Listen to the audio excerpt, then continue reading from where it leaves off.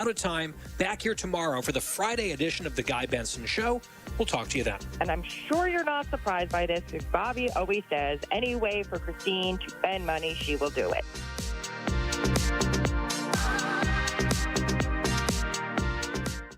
My wife and I both, we ended up mildly sick for a few months, and the nasal congestion was probably the worst part. I had like a post-nasal drip, just super congested all the time. We were taking everything we possibly could, but nothing really worked. Kyrie was miserable until a friend recommended Navage. Navage offers immediate drug-free congestion relief, flushing your nasal passages with refreshing saline and sucking out mucus, germs, and other airborne irritants. Don't live in misery this cold season. Use Navage so you can breathe easier, sleep better, and feel your best right away. The biggest thing Navage has done has completely cleaned out my nasal passages. It was from the first use. I was able to just clear out anything that was stopping me from breathing correctly.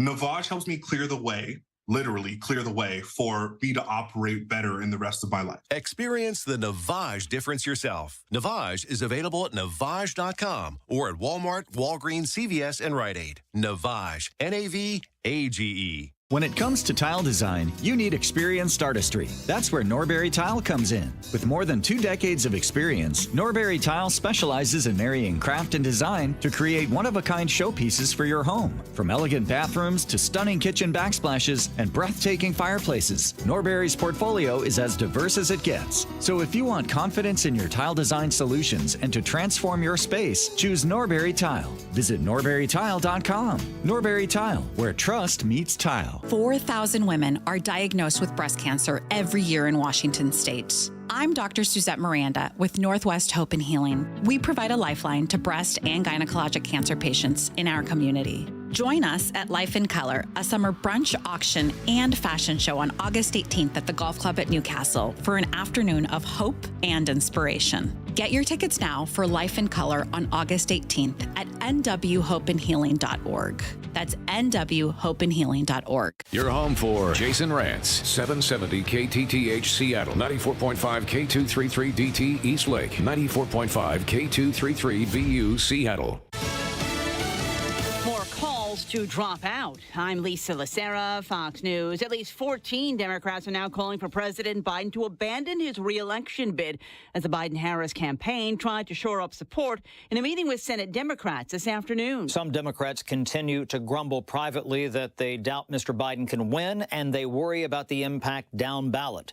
Chris Coons of Delaware is President Biden's biggest cheerleader in the Senate. He tried to put a positive spin on the meeting. I'm not going to get into details at all, other than to say it was constructive.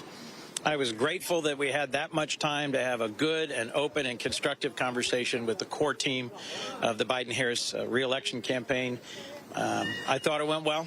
I'm glad we had the conversation. I'm looking forward to a great press conference for our president tonight. But the meeting did not comfort those who have concerns. Many of them are not talking. Fox's Chad Pergram on Capitol Hill. So far, Vermont Senator Peter Welch is the lone Senate Democrat who wants the president to step aside. President Biden set to hold a news conference later this evening as he hosts NATO leaders in what's considered an important test in the future of his campaign. A short time ago, he talked about the alliance's commitment to Ukraine. We are united behind Ukraine as it fights to defend its freedom and its future. We're united behind a vision of the world where free countries like Ukraine do not have to fear aggression from a brutal tyrant next door. Earlier this week, the president announced NATO countries would be providing additional air defenses to Ukraine to aid in its attacks from Russia. Fire crews in California continue to battle a 53-square-mile wildfire in Santa Barbara County that's prompted evacuation orders for about 200 homes. That fire is about 16% contained. Wall Street major indexes ended the day mixed. The Dow gained 32, the Nasdaq off 364. America is listening to Fox News. Did you know you can get your prescriptions for less at your local pharmacy? You can with GoodRx. It's the free app that can save you money on your medications. Just search for your prescription, choose the pharmacy and the price that works best for you, and then show your GoodRx coupon to your pharmacist at the drop-off counter. GoodRx works at over 70,000 pharmacies, including Walmart, Rite Aid, and Walgreens, and it works whether you have insurance or not. It's easy to save. Next time you drop off your prescription, check GoodRx. To start saving today, go to GoodRx.com. GoodRx is not insurance. Getting quality employees to fill positions in your company is essential, but finding those people can be a major hassle unless you use ZipRecruiter. ZipRecruiter makes finding quality people a breeze. ZipRecruiter's advanced technology identifies candidates with the right skills, sends you great matches, then you can easily invite them to apply. 4 out of 5 employers who post on ZipRecruiter get a quality candidate within the first day. See for yourself. Go to ZipRecruiter.com/free to try ZipRecruiter for free. That's ZipRecruiter.com/free. Coach! The yellow light! I'm walking here! I'm walking! Oh, dear God.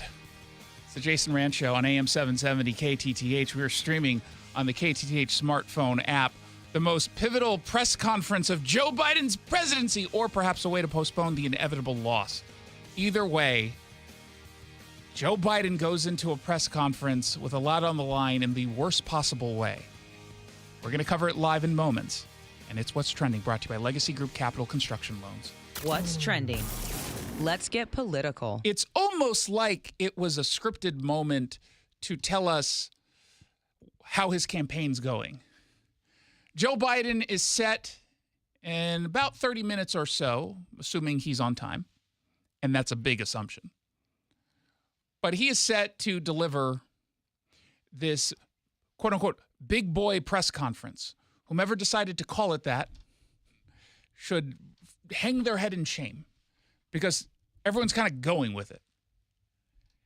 And it's going to happen at a time where he's trying to address concerns that he is not fit for another 4 years in office. Frankly, not even fit to finish this term.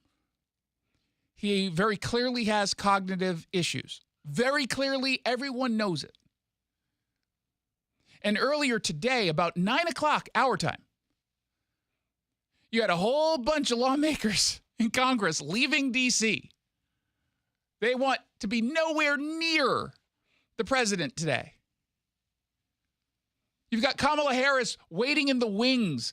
If I were Joe Biden, if she comes up to you and says, hey, Joe, before you go out there, here's a little chocolate, just a little pick-me-up. Don't take any food or drink from Kamala Harris for the rest of the term, Joe. Do not take any food or drink from her. Keep her out of the bathroom that has your medicine cabinet. Just get away from her. Because she's there, she's ready, she's willing. She's like, this is why I took the job. We knew that this was inevitable.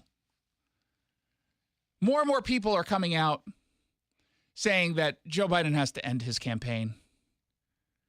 And they're doing it. They're making these comments despite this press conference at 3:30. Why are they doing that? Because no matter what happens at 3:30, no matter what, the script is already written. He's going to lose. It doesn't matter if he performs well. If he stays in this race, he's definitely done. If he leaves this race, the Democrats are still almost certainly done. And they know it. And that's why there are not a whole lot of people who are out there saying, oh, well, let's wait and see what's going to happen today before I decide. You might have some people who come out afterwards and say, okay, I tried to give him one last chance. But there's not going to be a single person who's going to come out and say, okay, never mind, my concerns have been met, and I'm now confident in him. Adam Smith, congressman from here in Washington, he's not going to do that. It is too late. And as if it was scripted to just give us an understanding of what's to come, you had this flub by President Biden as he introduced well, you'll hear. And now I want to hand it over to the president of Ukraine, who has as much courage as he has determination. Ladies and gentlemen, President Putin. Oh, my God. President my Putin. God. He's going to beat President Putin. President Zelensky. I'm so focused on beating Putin. Oh, I bet that's what it was. about it. Yeah, yeah, that's what it was. You're just so focused on beating President Putin. Anyway, Mr. President. I'm better. You are a hell of a lot better. Oh, God. Oh, my God. Got to do it now again. I want to hand it over to the president of Ukraine. Maybe he won't who screw up has this as time. much courage as he has No, he's determination. going to. Uh-huh. Ladies and gentlemen, President Putin. Oh, my God. Oh, God. the worst possible timing. You cannot make this up. You cannot make this up. But again, it is a perfect representation of his campaign. Now, Bill Clinton's going to give his press conference. Oh, no, sorry. Joe Biden. He'll be giving his press conference. We'll be carrying it live uninterrupted. And despite the fact that he doesn't want you to see it and his team doesn't want you to see it, doesn't want you to hear it, doesn't want you to read about it, we're going to anyway. Curtis Houck over at Newsbusters, friend of the show, might have him on tomorrow. He pointed out that this was a press conference that was supposed to happen at 2:30 our time. But today, earlier this morning, they pushed it back an hour. And Curtis had pointed out on his X account that ABC, CBS, and NBC air their evening newscasts at 6:30 Eastern, 3:30 Pacific. Which means, had it happened an hour ago when it was supposed to, or at this point, 45 minutes ago almost, well, they would have been able to lead their newscasts with a clip and some coverage. But they wanted to mitigate some of the potential damage should he completely screw up. And so they pushed it an hour. Well, guess what the networks decided to do? They're blowing out their evening news for this. They're going into special coverage, which is yet another sign of the media turning on Joe Biden at long last. It took them long enough. But the funny thing is, because I subscribe to that claim from Curtis Houck, or his observation here, his analysis, because this is just how incompetent this White House is. But imagine for a moment thinking that that would stop people from actually gaining access to this video of a press conference, just moments of it. Just imagine that for a moment. Seriously. They don't think you have access to the interwebs. 51 million people saw the debate. More than 51 million people in this country? A little bit more, yeah. We're certain you checked Wikipedia? I did. Okay. So a lot more than 51 million people saw the clip. A whole lot more. They saw it, they heard it, they read it. End of story. Just because this happens on, they'll think, oh, it's a Thursday going into a weekend Friday. Everyone, kind of chilling out. It's hot. Everyone's outside. No, people would know. You're not going to be able to escape this. You're not. Now, even if there's no disastrous moment tonight, even if there isn't a single flub, none whatsoever, it does not matter. Because by now, everyone kind of accepts the narrative. And I shouldn't even call it a narrative, because that indicates that it's just a story. It's not real. Everyone accepts the fact that you never quite know which Joe Biden you're going to get. You're either going to get the debate Joe Biden or the State of the Union Joe Biden. We don't know which one we're ever going to get. Kind of depends on, his health that day.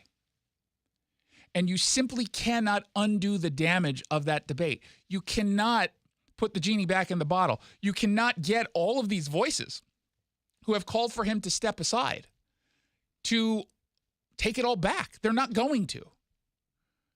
They're not going to. So no matter what happens tonight, the way it's framed afterwards, and we'll see MSNBC frame this again, no matter what happens, coming out and saying, well, he did his job. He did what needed to be done. He convinced us all that he's perfectly capable here. He impressed us all. I've never been impressed by such a display at a press conference by a sitting U.S. president. This put others to shame. That's what you'll get from Lawrence O'Donnell and Rachel Maddow if she's working tonight. Do we know if I know she doesn't normally work on Thursday. Maybe she'll come back for this. Because this is a big deal, even if only one thing can happen here. It makes more people call for him to step aside. The opposite's not going to happen. The only people who will be doing that are on MSNBC and Harry Sisson, the torpy 21-year-old who gets paid to talk about how amazing and inspirational Joe Biden is. I used to hate following that account. I don't follow the account, but it keeps following me. It's kind of like herpes. You just can't, once you get it, you can't get rid of it. there's not really much you can do but mitigate the effects. And I feel like I tried to mute it, but you can't mute herpes. And so I keep seeing it. And now I've just learned to live with it. Now I just learned to live with it. And I tell everybody all the time. I tell all my partners. Yeah, I got Henry Sisson on my Twitter feed. Harry. God! I keep screwing up his name. Jake Tapper yesterday during his show while we were on, he had on a reporter, Kayla Tausch, and they were doing a follow-up to the George Clooney New York Times editorial. And the line coming out of the White House is rather remarkable in that, oh yeah, George Clooney left early, so he doesn't even know what happened at the fundraiser. He was tired. Joe Biden was there.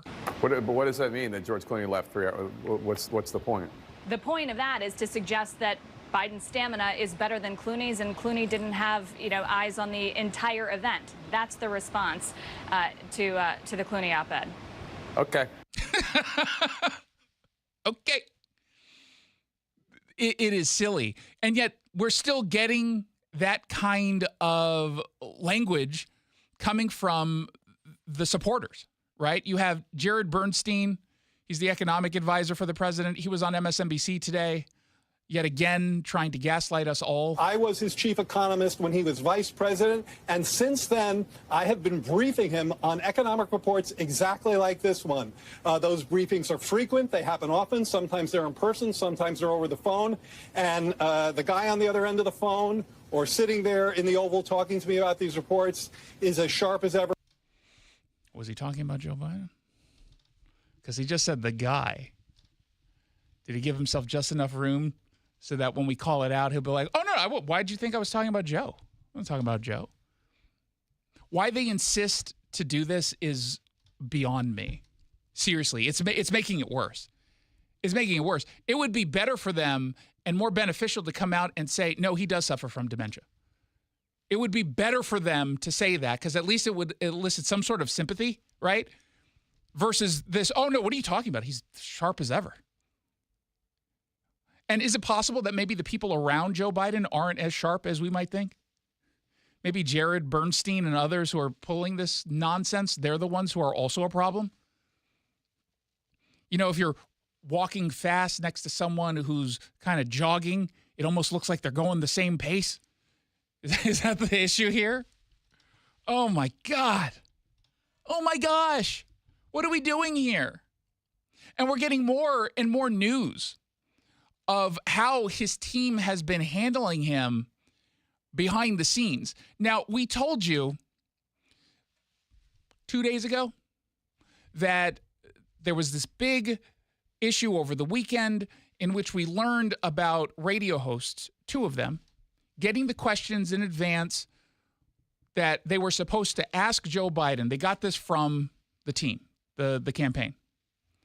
And at the time, you had the campaign team saying, oh, this is totally normal. This happened. No, it's not normal. It does not happen all the time. As I've pointed out, I've interviewed President Donald Trump. I've interviewed senators and members of Congress. They're on the show all the time.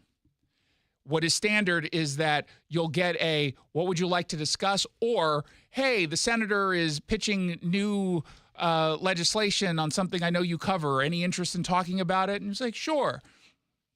They, of course, know that I'll ask maybe 2 questions on that if I find it interesting. And usually I do. They know how to pitch it well. But then we move on to literally anything else.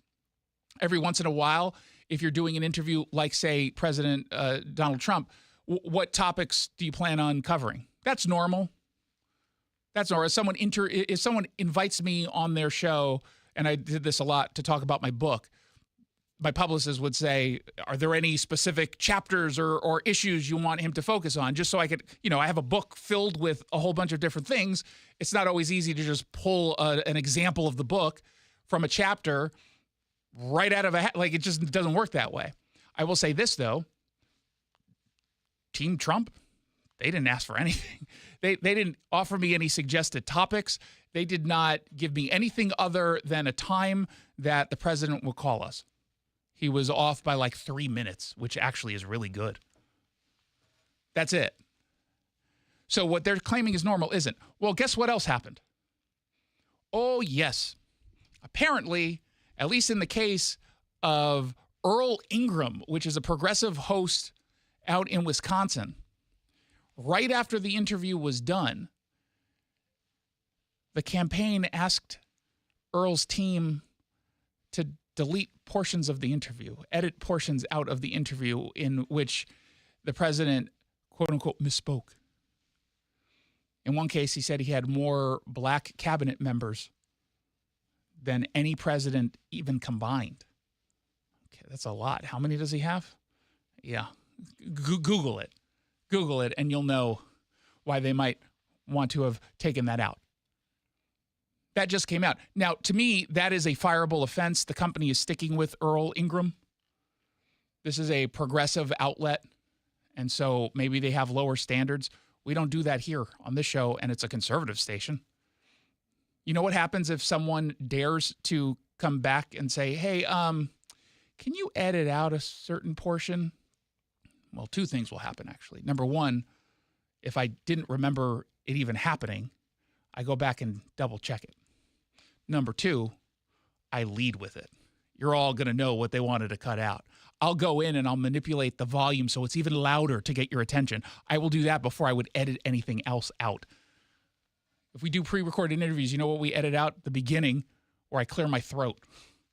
That's about it. It's not normal to do what it is that these folks are doing. That first talk show host, I forget her name, but she was on CNN admitting she got canned. They fired her. They were right to. Because she almost said it, that they got the questions ahead of time. She almost said it as if she was proud. Because she goes, and I approved 4 of them. Oh, just 4 of the 8 questions they gave you approved? Oh, okay, that's not a big deal. That's not a big deal at all.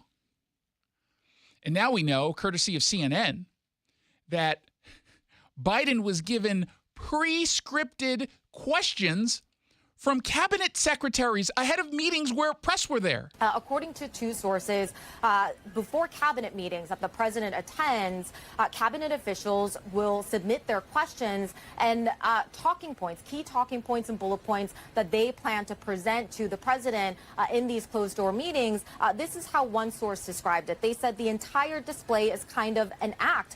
They would come and say, hey, the president is going to call on you about 25 minutes in and ask this question, what are the bullet points that you'll respond with? Now, the White House's defense has been that that is standard practice for any administration. They said in a setting like this, you never want the president to be not aware of what is going to be discussed. They want to also just be mindful of the president's time. But we also spoke with sources from the Obama years who said in the cabinet meetings for former President Barack Obama, those were never this meticulously scripted. Oof.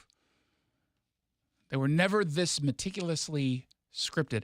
It should remind you of the Axios story we talked about a couple days ago as well, where they give Joe Biden a little packet with huge photos explaining how to get to the podium, what the podium looks like when he's giving a speech, and then how to get off of the stage.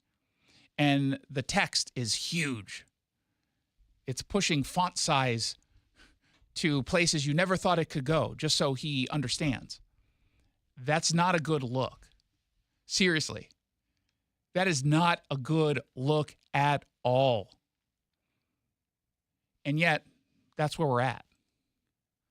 And you've got more and more Democrats coming forward explaining they don't know how this is all going to end. You've got some people saying very clearly he's got to step aside. You've got others like Jerry Connolly, the Democrat from Virginia, on CNN saying he doesn't even know if he's going to be the nominee. Next week, will Joe Biden still be your candidate next week? I don't know. Events are unfolding very fast. I want to create space for the president and the White House to make a careful, reflective, and patriotic decision. Moments ago, we got word that Congresswoman Marie Gluesenkamp-Perez of Vancouver, who previously said pretty confidently that she thought that Joe Biden would lose his reelection bid, well, she's going a step forward. Further. That's Well, forward. also forward. Yeah, I'll give you that. And she said, we're going to pull the audio shortly, but she said, courtesy of KGW television, because this is just coming in, I spent the past 2 weeks listening to my constituents express their concerns about the president's age and health. Americans deserve to feel their president is fit enough to do the job. The crisis of confidence in the president's leadership needs to come to an end. The president should do what he knows is right for the country and put the national interest first. She's been kind of interesting to me, Glusenkamp Perez, because she's very much a progressive, there's no doubt, but she has not been voting or speaking like a progressive.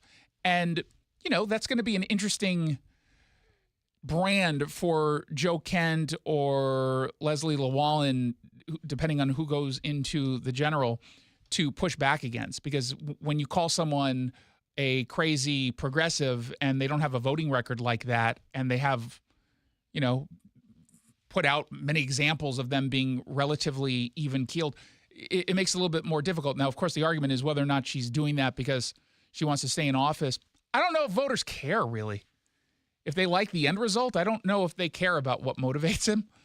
So we'll see how that works. But Glusenkamp Perez coming out, being the latest member of Congress, saying the president has to step aside. What is going to be interesting to find out over the course of the next week or so, as this story clearly isn't going to go away, and if anything is going to continue to gain momentum throughout the messaging coming out of the RNC next week, if you believe that he can't serve another 4 years, why don't you call on him to resign right now? Why not say he should step down as president? You've lost all confidence, right, for next term. Or is it just you don't think he can win? Oh, no, he's perfectly capable. He'll certainly live for the next 5 years, for sure. He just can't win. Is that the case? Then let them say that. Now, the president is scheduled for his conference, his news conference. It would be his 37th, which is just over half of what, or just under half of what Donald Trump did, which was 60. Although I'm willing to bet that if you add up the minutes and or hours of those press conferences in one sitting, it would be far and away more than what Obama did. Well, Trump can talk forever, so. But you know what? Say what you will about Donald Trump on the left, at least they have said, okay, he at least was accessible, right? He did a ton of interviews, and he called on pretty much everyone, including the people who loathe him. I mean, the only bad side about that was we know now who Jim Acosta is. That is the fault of Donald Trump. Donald Trump gave us Jim Acosta and Anthony Fauci. Other than that, I have nothing but... I'm not sure that's a forgivable offense, Well, though. no, I do forgive him for that. So we're going to carry the press conference live when we come back. It's scheduled to start in about 5 minutes. Do not leave. The second that it starts is the second we go to live, uninterrupted coverage. If you're looking for something to do in the next few moments, well, you can listen to our ads, and you can also go to our Facebook page. We've got our weekly video update brought to you by your local tax expert and advocate, Greg Nunn of Nunn Better Tax Resolution. This time, I take you through a pretty egregious example of Seattle media bias. It's the Jason Rantz Show. Texting enrolls you into reoccurring automated text messages. Consent not required to purchase. Message and data rates may apply. Hey, Dan, how you doing? Haven't seen you around the gym for a while. Yeah, I've really fallen off. Since I turned 40, I just don't get the results I used to get. Could be lower testosterone. Lower T? Yeah, I went through it a while back. Once you hit 40, your body has less free testosterone. I got Nugenix Total T, and it's made a huge difference for me. I've seen that ad on TV. Is it for real? Oh, yeah. The key ingredient is something called Tesnor, which helps boost free and total testosterone levels to help you trim up and stay lean. And it's made a difference for you? Man, I feel like I'm in my 20s again, at work, in the gym, and in the bedroom. Are they still giving out complimentary bottles for people to try it for themselves? Yeah, you just need to send them a text. Text LION to 42424 right now for your complimentary bottle of Nugenix Total T, the #1 selling testosterone booster at GNC. Plus, text now and we'll include a bottle of Nugenix Thermo, our most powerful fat incinerator ever, to help you get back into shape fast. Absolutely free. Text LION to 42424. That's LION to 42424. Hey, it's Jason Rantz here. If you're looking for a program that helps you lose weight, where you don't have to starve yourself or get injections for months before seeing like 2 pounds of weight loss, go with a science-based program from Eastside Weight Loss Clinic. Understand that there are no gimmicks here. Other than, I guess, you can lose weight in a reasonable time period and be happy and energetic the entire time. Oh, did I mention that you don't ever have to go into their offices in Kirkland? You can do the entire program from wherever it is you are. Doesn't matter if you're in Spokane or if you're in Kirkland where they're located. You never have to go into their offices. It's all done virtually. They've got an app. You've got access to all of the support and accountability you need. So go to eastsideweightlossclinic.com and start that journey today, or call 425-403-7670, 425-403-7670, or eastsideweightlossclinic.com. Dr. Ryan Coogan, D.C., results may vary. Mitch here at Leathers, Washington's most eclectic home furnishings resource. There's a lot of chaos in the world, so take a break from social media and self-serving politicians. At Leathers in Issaquah, our design professionals will guide you to a happy place by elevating your home environment. More than leather, choose from the latest fabrics and solid wood, something for every room in your home. Our guaranteed low prices, quality, and service will lower your blood pressure and be kind to your wallet. So check the chaos at the door and come experience a Zen moment at Leathers in Issaquah. Ooh, ma. What was that? That is business phone bliss with the Ooma Cloud phone system. It handles all our voice, video, and messaging needs. You sound very... Calm? I am. Ooma has everything I need to run my business more efficiently, like virtual receptionist, call routing, and video conferencing. And it starts at just $19.95 per month per user, plus taxes and fees. Ooma. Nice. Find your business comm at ooma.com/radio. This is the story of the one. As a maintenance engineer, he hears things differently.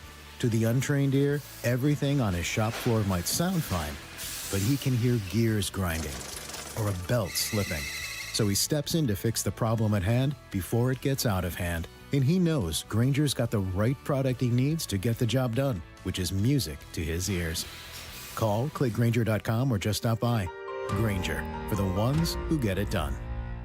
Unprecedented rebates on insulation means more money in your pocket. Dave Ross here for American Crawl Space and Pest Services. And through Puget Sound Energy, American Crawl Space and Pest Services gives out more rebates than any other company in this region. And with unprecedented rebates on insulation, homeowners can now hire the best, that being Mark and the team at American Crawl, at a huge discount. And many qualifying jobs will have the majority of insulation work paid for through these rebates. So don't wait. American Crawl, the team to call. Visit them online at AmericanCrawl.com. That's AmericanCrawl.com. This hour of the Jason Rantz Show is brought to you by General Transmission Repair.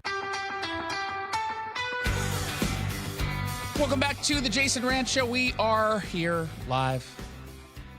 We've got President Joe Biden scheduled imminently to deliver the so-called big boy press conference. And it comes at a time where a lot of people are framing this as a lot on the line, that he has to prove to the American people and, as importantly, to the Democrat Party, that he doesn't have any cognitive issues, that he is in total control and is as sharp as a tack. Because if not, the calls for him to step aside are only going to grow. The truth of the matter is, no matter what happens in this upcoming press conference, nothing is going to change, except potentially louder calls for him to step aside. There's not going to be a single person who previously said he needs to step down, say, okay, never mind, I take that back, because we're going to be here to say no takebacks. Can't do that. And of course, he goes into this press conference having just referred to Zelensky as Putin. And now I want to hand it over to the president of Ukraine, who has as much courage as he has determination. Ladies and gentlemen, President Putin. Oh, my God. Oh, my God. Not a good look. Worst possible timing. Now, how many flubs will there be today? How many comments will need to be cleaned up after this press conference coming up soon? Don't know. I'm sure somewhere there's a drinking game. Everyone's going to get drunk. Doesn't matter. You have any drinking game tied directly to flubs or misstatements or mistakes coming from Joe Biden, everyone's going to get drunk really quickly. And it's only 3:30. I'm sure his staff will probably get pretty, just, kind of numb the pain. They have already started the pre-party. Except it's not a party because they know what's going to happen. They attempted to get this in front of fewer people by pushing it back an hour. It was originally scheduled for 2:30. And the thinking from a lot of us on the right and a lot of us who know how the media operates, that they wanted to push this a little bit later to ensure that the evening news, which starts right now on the East Coast, do not end up leading their coverage tonight with a potential flub. And if there is a flub, they do it tomorrow on a Friday going into a weekend. It will get less coverage. That's at least what they think, having forgotten that there's such a thing called the what is it? Tubia. YouTube. Oh, YouTube, not YouTube. It's YouTube. No? Maybe I've been pronouncing it wrong this entire I thought time. no. Oh, it's YouTube. Okay, no. Actually, that makes it more sense. I guess they forgot we have access to like talking pictures on the internet that we have access to with the contraction of a finger, and that everyone would see anything that happens today. But like I said, folks like Adam Smith, for example, who spoke with Cairo 7 TV, he's not going to suddenly say, based on tonight's performance, that all is well. I take back all of the harsh criticisms that I had leveled over the course of the last few days. So I called the White House the next day and I said, I think he should step aside. I don't want to be overly dramatic here, but the fate of the republic is at stake when you look at Donald Trump. That's dramatic. And clearly, Joe Biden is not up for this fight. There is no dream candidate, but Kamala Harris is who I would pick, yes. Now, he would pick, of course, Kamala Harris because she's the sitting vice president. That's the only reason. There's nothing that she's done or said that indicates that she is capable of stepping up and truly leading and winning. That was a rather tepid endorsement, too. There's no dream candidate, but I guess I'll take her. Yeah, it's like, why not just say, yeah, but the dream candidate is so-and-so. Now, I suppose I understand right now why he's saying no dream candidate, because he doesn't know who ultimately would step up and get this nomination. It seems incredibly unlikely that you skip over the black female vice president if you're the Democrats. You did this to yourself. You set it up so that you would be judged on the race, on the gender of your candidate. That's your party, not ours. We like to pick people who are the best at the job. We like to pick someone who can win.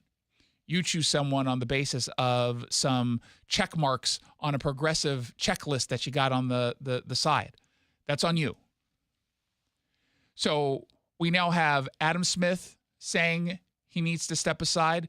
Glusenkamp Perez from Vancouver, the Democrat, in a statement. I thought she gave an interview to KGW TV, but she ended up giving a statement saying she's heard from her constituents and they're pretty concerned, saying Americans deserve to feel their president is fit enough to do the job. The crisis of confidence in the president's leadership needs to come to an end. The president should do what he knows is right for the country and put the national interest first. You've got a statement from Senator Patty Murray, which is one of those statements you have to kind of read between the lines. There's implication. Quote, I have a deep appreciation and strong respect for Joe, who has led a historic first term as president. Still, we need to see a much more forceful and energetic candidate on the campaign trail in the very near future in order for him to convince voters he's up to the job. It's not the best response to support the guy, right? I mean, that's kind of he should step aside because she knows that he's not capable of doing what it is she wants him to. Pramila Jayapal put out a statement in which she did not attack Jews or Israel for a change. That in and of itself is a news story. I'm serious. Kudos for her. She left the anti-Semitism out. That's a big deal. Yeah, baby steps. Yeah. I'm listening carefully to the thoughts of our members from all over the country, in swing states, safe states, and districts. Notice she doesn't say her constituents. As we work to ensure we defeat Donald Trump and win the House and Senate. So in other words, I'm not going to take a stand here because if whatever I say doesn't happen, well, then I won't have to say, oops, my bad, and have awkward conversations with the president if she ever gets stuck in an elevator with him, because that's just going to be awkward silence the entire time. So she's not willing to take a position, although she's one of the folks who's out there saying that Republicans should be calling for Donald Trump to step down. She tweeted earlier today something along the lines of, why isn't anyone talking about all the cognitive issues coming from Donald Trump? Which is the worst response and attack line ever. Ever. Because again, all you're doing is reminding people of Joe Biden. Because the second someone says, let me compare Donald Trump to Joe Biden, energy level, the ability to get through a sentence without screwing up. Oh yeah, it's not, there's a reason why we didn't call for Donald Trump to step aside. I mean, y'all did on the left, of course. Pramila Jayapal has been on this for a while. But that line is as lame and transparent as the whole, oh no, he's as sharp as a tack. He runs laps around me. I can't even keep up with the president's schedule. Oh my God, I'm a Mensa member and he's still smarter than me. It's scary, honestly. It's really scary. I once put a 37,000 character algorithm on a chalkboard and he looked at it briefly and he solved it. He said it was 2. I think he was guessing, but he got it right. I'm just in awe. I'm just in awe. Now, prior to the statement that she put out, Gluesenkamp-Perez at least, she said last week, she kind of set this up in an interview on KATU television. Although at that point, she was kind of conceding that there might not be anything that can be done. A core tenet of democracy is that you accept the results of an election. And the reality is, primary voting has already happened to a degree that Biden is the nominee. Nevertheless, he's not going to win. About 50 million Americans tuned in and watched that debate. I was one of them for about 5 very painful minutes. And we all saw what we saw. You can't undo that. And, you know, the truth, I think, is that Biden is going to lose to Trump. I know that's difficult, but I think the damage has been done by that debate. She is correct, which is one of the only times you'll hear me say that about Gluesenkamp-Perez, but she's correct here. You can't undo the damage. You can't unsee what you saw, and he's done. And I tweeted this that night. What was it, June 27th? I tweeted June 27th is the day the Joe Biden campaign came to an end. He's done. It's over. I remain in the camp that says he's not going to step aside. Even though he technically could, it would be very difficult for the Democrats to get their candidates on every single ballot in this state because of the lateness of their convention. Now, I suppose if they somehow all settled, and I say they, talk about the party elites, that's what would have to happen here. They would settle on one person to step up, a Kamala Harris. Then you can do a roll call digitally and get everyone, on the same page and get her on the ballot. But otherwise, you're going to run into some significant legal challenges, including here in Washington, where you have until August 20th to put in a provisional certification of who the nominee is going to be. And it has to match the official one on the 23rd. I imagine Steve Hobbs would, Secretary of State, try to push that a little bit. And I'm sure they'll rely on their lawyers who say, we're going to do whatever we can to give you an excuse to push this deadline. But you legitimately run into a problem of just the timing of getting the ballots designed, printed, and distributed. You've got a federal law that says 45 days before the election, the military ballots have to go out. And you're not going to risk not getting ballots out because of a screw up on the part of the party, especially when the screw up is going with the wrong guy and having sort of last minute concerns. It's not like anyone can realistically say that they had confidence he'd be able to do the job. They can't. I didn't know he was cognitively impaired. I had no idea. No one really believes that. So he's scheduled to do his interviews already, or his press conference. He's already 12 minutes late. Hopefully he'll come out within the next few moments. So we're going to take a very quick break to squeeze in some spots because we're going to go uninterrupted once he starts. Don't forget the weekly video update is brought to you by your local tax expert and advocate, Greg Nunn of None Better Tax Resolution. I've got a video up right now on our social media channels taking you through the latest egregious instance of liberal bias in Seattle media. You're not going to want to miss it. You're also not going to want to miss the press conference with Joe Biden, which will carry live the moment it begins. Summer is the time to feel and look your best, but I'm not talking about your abs or tan. Guys, I'm talking about your hair.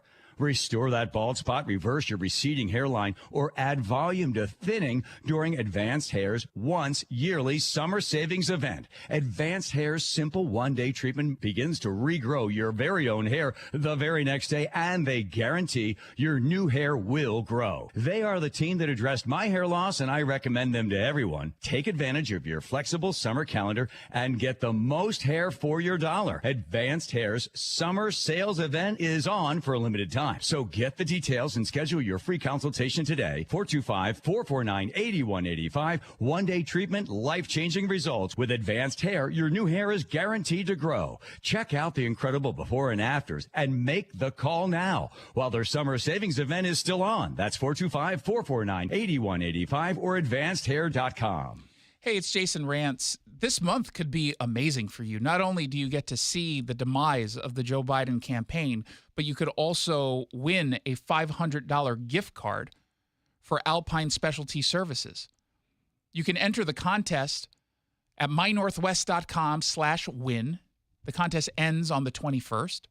So go there, put in your information, and keep your fingers crossed that you get $500 to use on any of their services, whether it's carpet cleaning or air duct cleaning, HVAC maintenance or installation. No matter what it is, whatever they offer, if you win, you get this $500 gift card. To find out why, over 10,000 five-star online reviews say what they say. I'm a customer of Alpine Specialty Services. I can tell you they do amazing work. That's why they've been doing this for over 52 years. mynorthwest.com/win. Enter the contest by July 21st. Tingling and numbness or burning pain in the feet or hands are warning signs of peripheral neuropathy. For years, Sound Pain Solutions has helped thousands using our innovative narcotic-free approach. Now we're excited to introduce our most powerful treatment yet. I'm Dr. Mark Shelley, a chiropractic physician and functional neurologist at Sound Pain Solutions. We've discovered a new bioelectrical treatment that produces remarkable results. Studies show 85% of neuropathy sufferers report a 50% reduction in pain. Our new therapy can reduce pain and regenerate damaged nerves. It's performed by medical providers and naturopathic physicians. It's a breakthrough treatment that has changed the lives of thousands who suffer from nerve pain. At Sound Pain Solutions, all our therapies are non-surgical, FDA-cleared, and narcotic-free. Learn if you qualify for our new neuropathy treatment. Schedule a free consultation by visiting soundpainsolutions.com. soundpainsolutions.com. From whiplash to herniated discs, there are a few car accident injuries we've all heard of. JP Pendergast with Pendergast Law explains that even the most common injuries differ from one another. Pre-existing conditions, health history, beginning of treatment. There are hundreds of factors that make every person and every injury unique. While these variables aid medical treatment, the strongest case recoveries must also take them into account. Could you explain a little bit more? Our team at Pendergast Law is obsessed with turning over every stone to differentiate each case. This requires thorough investigation, diligent listening, and relentless research. We never pursue cases with a one-size-fits-all approach. We built our success by treating every injury and every case with the individualized attention our clients need and deserve. Pendergast Law's individualized approach to even the most common injuries makes the difference in case outcomes. It's another reason why I can't recommend them enough. If you or a loved one has been injured in a car accident, call Pendergast Law. We can help. Paid political announcement. A Bob for Bob update. Did you know AG Bob Ferguson is responsible for Washington being the only state with a social media advertising ban on political speech? In 2019, Bob's lawsuits made Washington the only state that doesn't allow you to run political ads on social media. Voter beware, because Bob's vendetta against your free speech won't stop when Bob gets what he wants. Governor. Paid for by the Bob for Bob Committee, 1283 Puyallup, Washington, 98371. Top 4 donors: Steve Gordon, Fremont Dock Company, Brian Haywood, and Susie Burke.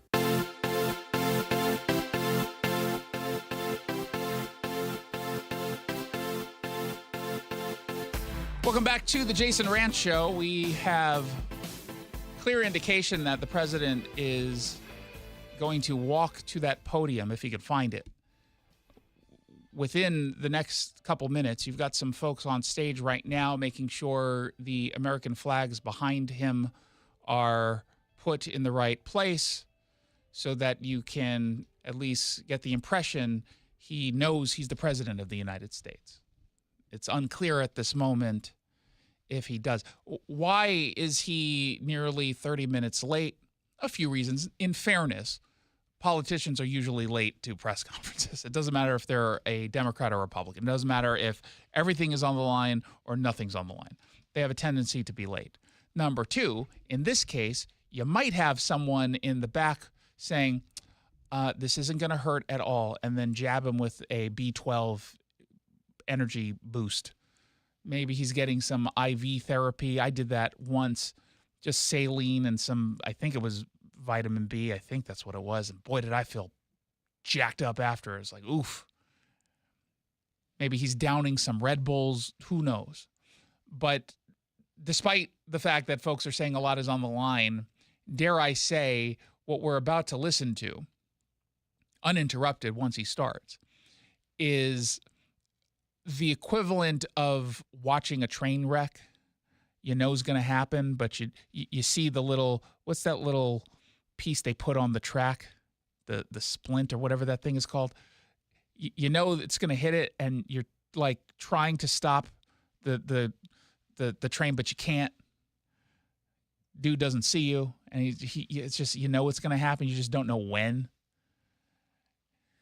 That's what we're going to experience. Now, there's a chance that he course corrects tonight briefly, but it feels like this is all going to be a setup for failure no matter what, because people can't undo the damage here no matter how much they're going to try. He clearly does not want to step aside, and he's made that clear this week multiple times. He has no interest at all in dropping out. That's what he said. Now, could he change his mind? Sure. But my impression is that Joe Biden is like your parent or grandparent, depending on your age, who very clearly cannot live on his own anymore, but doesn't want to go into a home. And, you know, you feel great compassion because you don't want to do that to mom and dad, but it's kind of irresponsible not to. And so you wait and wait and wait until finally the inevitable happens, which is he trips and falls and hurts himself. And then you have no choice but to put him in a home. That's kind of what we're seeing right now with the president, almost literally, not figuratively, needing to be in a home. But he just doesn't want to do it. He doesn't want to call it quits. And I get it from his perspective. He's probably surrounded by not just Jill Biden, who's a doctor, a fake doctor, if you didn't know. You've got Hunter Biden, who's desperate, knowing that he's undoubtedly going to be charged with something else and found guilty of something else, but just not during this term. And he needs the president to be there to commute the sentence. So you've got Hunter in the background saying, hey, I need you to stay in this, champ. Big guy, got to stay in this race. And you've got some staff members who have no shot at getting a job after this administration is over. They know that. So they're desperate to keep him in this position. And the truth is, and I legitimately, up until this week, I legitimately wondered whether or not Joe Biden even knew what was happening as far as the media coverage, as far as everyday people questioning whether or not he should stay in this race. And I say that not because of some cognitive issue, but because they keep him really insulated. It's not like he, at the end of a day, he goes into the den and watches TV, just relaxing and unwinding. No, he doesn't do that. Think of him as a juror who's sequestered. He might have some access to, I mean, in his case, probably cassette players and maybe records, I guess. But they're not giving him access to watching the news. Maybe MSNBC and Morning Joe. And if you watch Morning Joe, you would have no idea what's going on. You would guess that it's just quote unquote elites in and out of the media who are raising questions. Well, what did he say, Joe Scarborough? This is the best Biden I've ever seen. The best Biden I've ever seen. And maybe that's true. Maybe he's not lying. Maybe this is, in fact, the best Biden he's ever seen. And what's happening behind the scenes is even worse than we think, which is kind of hard to imagine at this point. It really is. And I don't know which Biden we'll get tonight. I just know that moments before this was scheduled to begin, you had him massively flubbing when introducing President Zelensky before a NATO speech. And now I want to hand it over to the president of Ukraine, who has as much courage as he has determination. Ladies and gentlemen, President Putin. Oof. And as we get a text at 1-800-465-8770, a really good point here is that Biden's not running late to his press conference. It's just the AI image team creator that they're going to use. It's having some problems. And so if I were the tech people there, I would unplug and wait 30 seconds, do a power cycle before starting the program up again. If it's frozen, do the whole Control-Alt-Delete and then force close, then restart the computer, well, shut down the computer, unplug it completely from the modem, wait 30 seconds, and it's got to be exactly 30 seconds, and then plug it back in and then restart, and then maybe it'll work. Because these AI programs are pretty hard on the computer's memory and RAM and whatnot. It's true. Or maybe it's like a hologram. Like, didn't they do that with like Michael Jackson or something? Like they brought him back by like creating a hologram. I don't want to see that hologram, yeah. But maybe Elvis. I think they did it.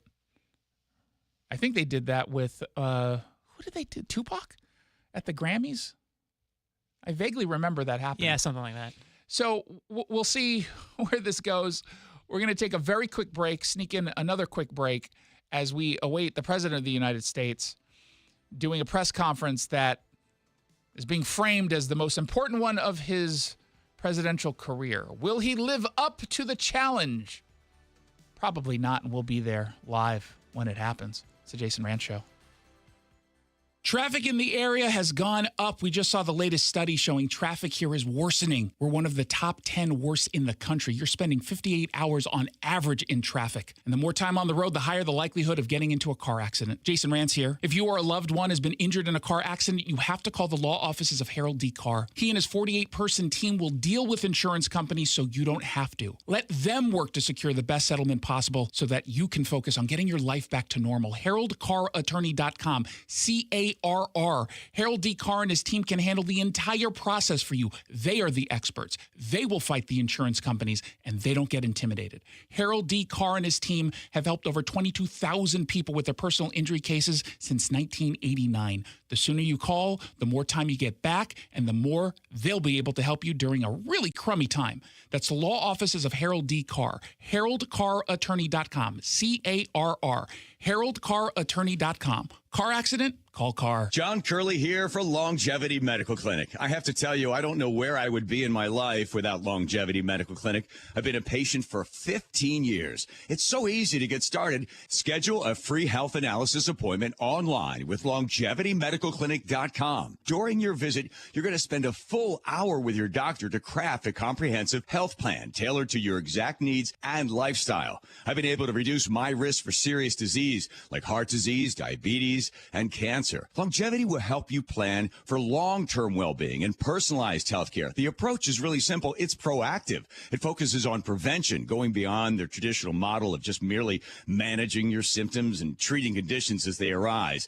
Let's face it, just because you're getting older, we're all getting older, it doesn't mean you have to fall apart. Get started with your free health analysis at Longevity Medical Clinic. That's LongevityMedicalClinic.com. Again, that's LongevityMedicalClinic.com. Hey, it's Jason Rantz. Our local tax expert Greg Nunn wants taxpayers to know the IRS is now going after older cases very aggressively. If you received Form CP-504 from the IRS, do not ignore it. Be proactive and resolve your situation with Greg Nunn, N-U-N-N, None Better Tax Resolution.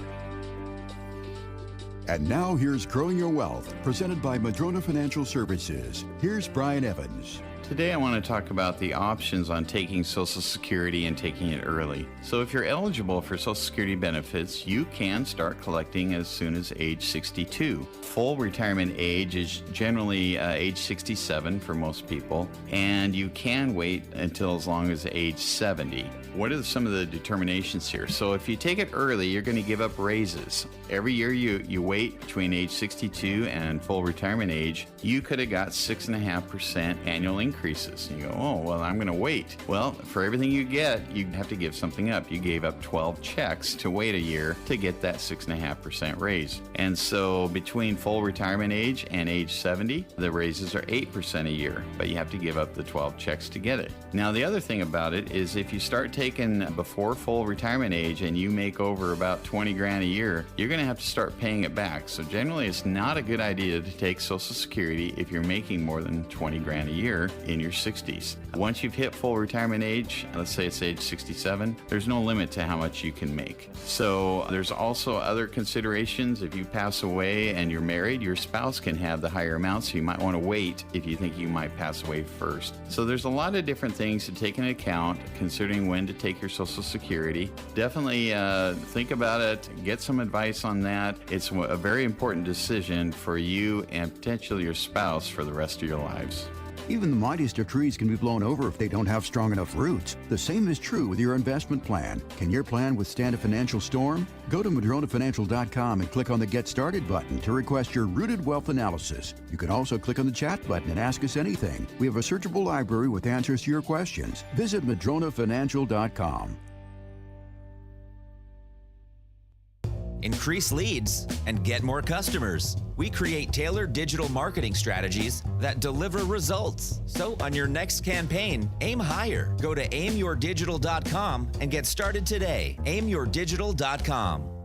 Mitch here at Leathers, Washington's most eclectic home furnishings resource. There's a lot of chaos in the world, so take a break from social media and self-serving politicians. At Leathers in Issaquah, our design professionals will guide you to a happy place by elevating your home environment. More than leather, choose from the latest fabrics and solid wood, something for every room in your home. Our guaranteed low prices, quality, and service will lower your blood pressure and be kind to your wallet. So check the chaos at the door and come experience a Zen moment at Leathers in Issaquah. You're home for Dan Bongino, 770 KTTH Seattle, 94.5 K233DT East Lake, 94.5 K233BU Seattle. Folks! The yellow light! I'm walking here! I'm walking! Good afternoon and welcome to the Jason Rantz Show live on AM 770 KTTH, streaming live on the KTTH smartphone app on a very important day for the president, or so we're told, as he is set to deliver a big boy press conference. That's what it's being called. It's also what's trending. What's trending? Let's get political. We're doing things on the show a little bit differently today because of this breaking news event. The president is scheduled to deliver a press conference. We don't know the details as to how long he expects to take questions. We don't have the details on whether or not he's going to deliver a speech first. I imagine he will make some opening remarks addressing the clear reason why he's talking, right? I mean, he's delivering this press conference imminently because, well, everyone's wondering whether or not he's capable of even getting out of bed in the morning on his own. He's got some serious problems. They were on full display at the debate on June 27th, which was what, 13, 14 days ago? It doesn't feel that long ago because it wasn't. And yet, in the matter of just a few days, about 2 weeks, his entire campaign has come to an end. Democrats are speaking up. Democrat lawmakers, Democrat talking heads, party leaders, they are either flatly saying he needs to step aside, or they're saying, well, you know, if he were to step aside, it wouldn't be the worst thing in the world. And weirdly enough, it felt like this story somehow took on an even more urgent tone, courtesy of George Clooney, of all people. It feels like that George Clooney editorial that came out yesterday, that was very, very damning. It felt like that created a new life to a story that didn't really even need it. And on top of that, and what people are now starting to point out, I think we made mention of this last night, a few weeks ago at the George Clooney and Barack Obama-led fundraiser, we all saw the video of Joe Biden after the event was over, after his little Q&A, kind of just stand and then freeze on the stage. Barack Obama comes back, sort of takes him by the arm and gently ushers him off stage. And we had pointed out that this is not a good look, but we were told that it was a cheap fake, that this was part of the cheap fake narrative coming from right-wingers in Fox News and Newsmax land. They're just deceptively editing videos. Didn't you see them deceptively edit the video the week before and the week before that? And that other video before then? We have been lied to. We have been told, stop observing things. What you're seeing, you're not really seeing. This is, I think, the epitome of experiencing gaslighting, right? You're not seeing that. We're not? Yeah, no, you didn't see that. What do you mean I didn't see it? Yeah, you didn't see it. And for some folks, that works. Gaslighting works. It is a manipulation. And when you have a whole bunch of people doing it at the exact same time, courtesy of misleading coverage from places like MSNBC or CNN, coming from the White House press secretary, Karine Jean-Pierre, telling us over and over and over again that everything that we see is a total lie. Some people fall for that. It's like propaganda. That's how propaganda works. We put a lie in front of you and we tell it to you convincingly. And then all of a sudden, especially if you're not someone who pays close attention to the news, especially if you're someone who doesn't consider themselves a political junkie, yeah, you're going to fall for that. And a whole lot of people fell for it. And then the debate happened. And then everyone saw very clearly the capabilities or lack thereof of Joe Biden. And they're not going to be able to unsee that. There's not enough spin in the world that will fix that. And that's why you're seeing the panic from the Democrats so public. They have been, up until this moment, really good about keeping any kind of disagreements behind the scenes. Republicans, on the other hand, not very good, right? They had a lot of infighting spilling into the public. And this is the Freedom Caucus drama with the speaker, and then you've got Gaetz versus then Speaker Kevin McCarthy. Then you had them fighting. You had some of the Mike Johnson stuff start to percolate a little bit to the point where you get this motion to get him to vacate the speakership. Didn't go anywhere. You know, we've pointed out that that's not very positive of a look of the Republicans, especially if you're trying to take back in a significant way control of the House and take back control completely in the Senate. You just don't want that kind of look. And yet, that is what we saw. And now we're seeing it come from the Democrats. And people are noticing. This is not something that you can hide. You've got a number of Democrats, including two from right here in Washington State, lawmakers in Glueson Perez in Vancouver and Adam Smith of Seattle Bellevue. They want him to step down. You've got now even another member of Congress coming from Hawaii, Ed Case, joining the list of Democrats who have put out a statement saying it's time to call it quits. He wrote, "Difficult times and realities require different decisions. This is one of those times, realities and decisions. My guidepost is what the best way forward for our country. I do not believe President Biden should continue his candidacy for re-election as president." And then, of course, it goes on to talk about how it has nothing to do with him as a person. Joe Biden's an amazing guy, blah, blah, blah, blah, blah. You kind of feel like you have to do that so people don't call you out as being just callous in calling for the president to step aside from his reelection campaign. But this list is not going to go away, and no matter what happens during this press conference today, which is already 40 minutes late, Ed Case is not going to put out a statement after this and saying, hey, what I said before, dismiss it or try to unsend the email. Like in Microsoft Office, you can recall the email and all the person gets is a little subject that says, so-and-so recalled email. But that only works if they didn't open the email. We've already opened it. It's already out there. It's already out there. Adam Smith has been very vocal in what he thinks needs to happen.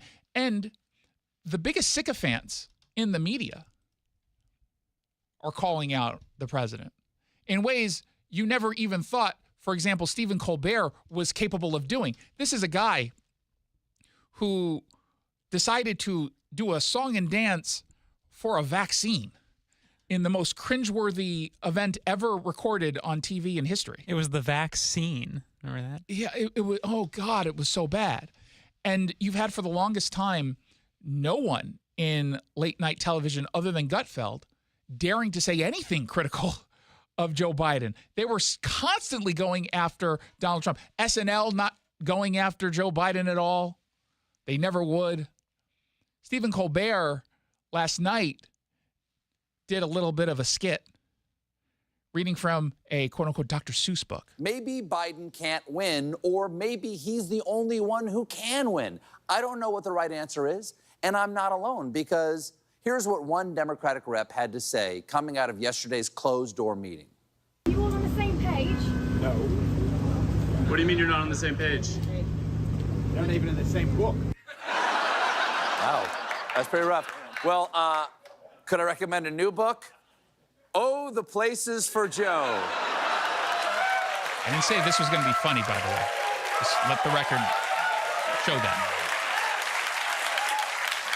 Is he mentally fit? Can he serve a whole term? Can he beat RFK with his brain full of worm? Just ask him, just ask him. The man loves to talk as long as you ask him before 8 o'clock.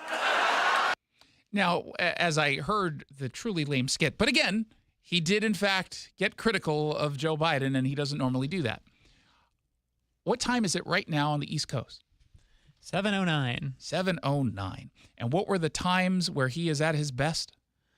Earlier in the day. Yeah, 10 to 4. 10 to 4.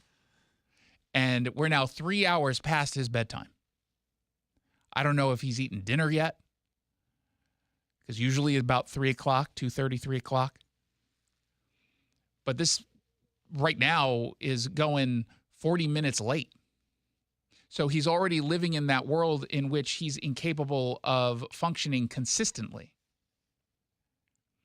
Now, perhaps the reason why he's late is because he's not up to where he needs to be cognitively, and they're giving him some time.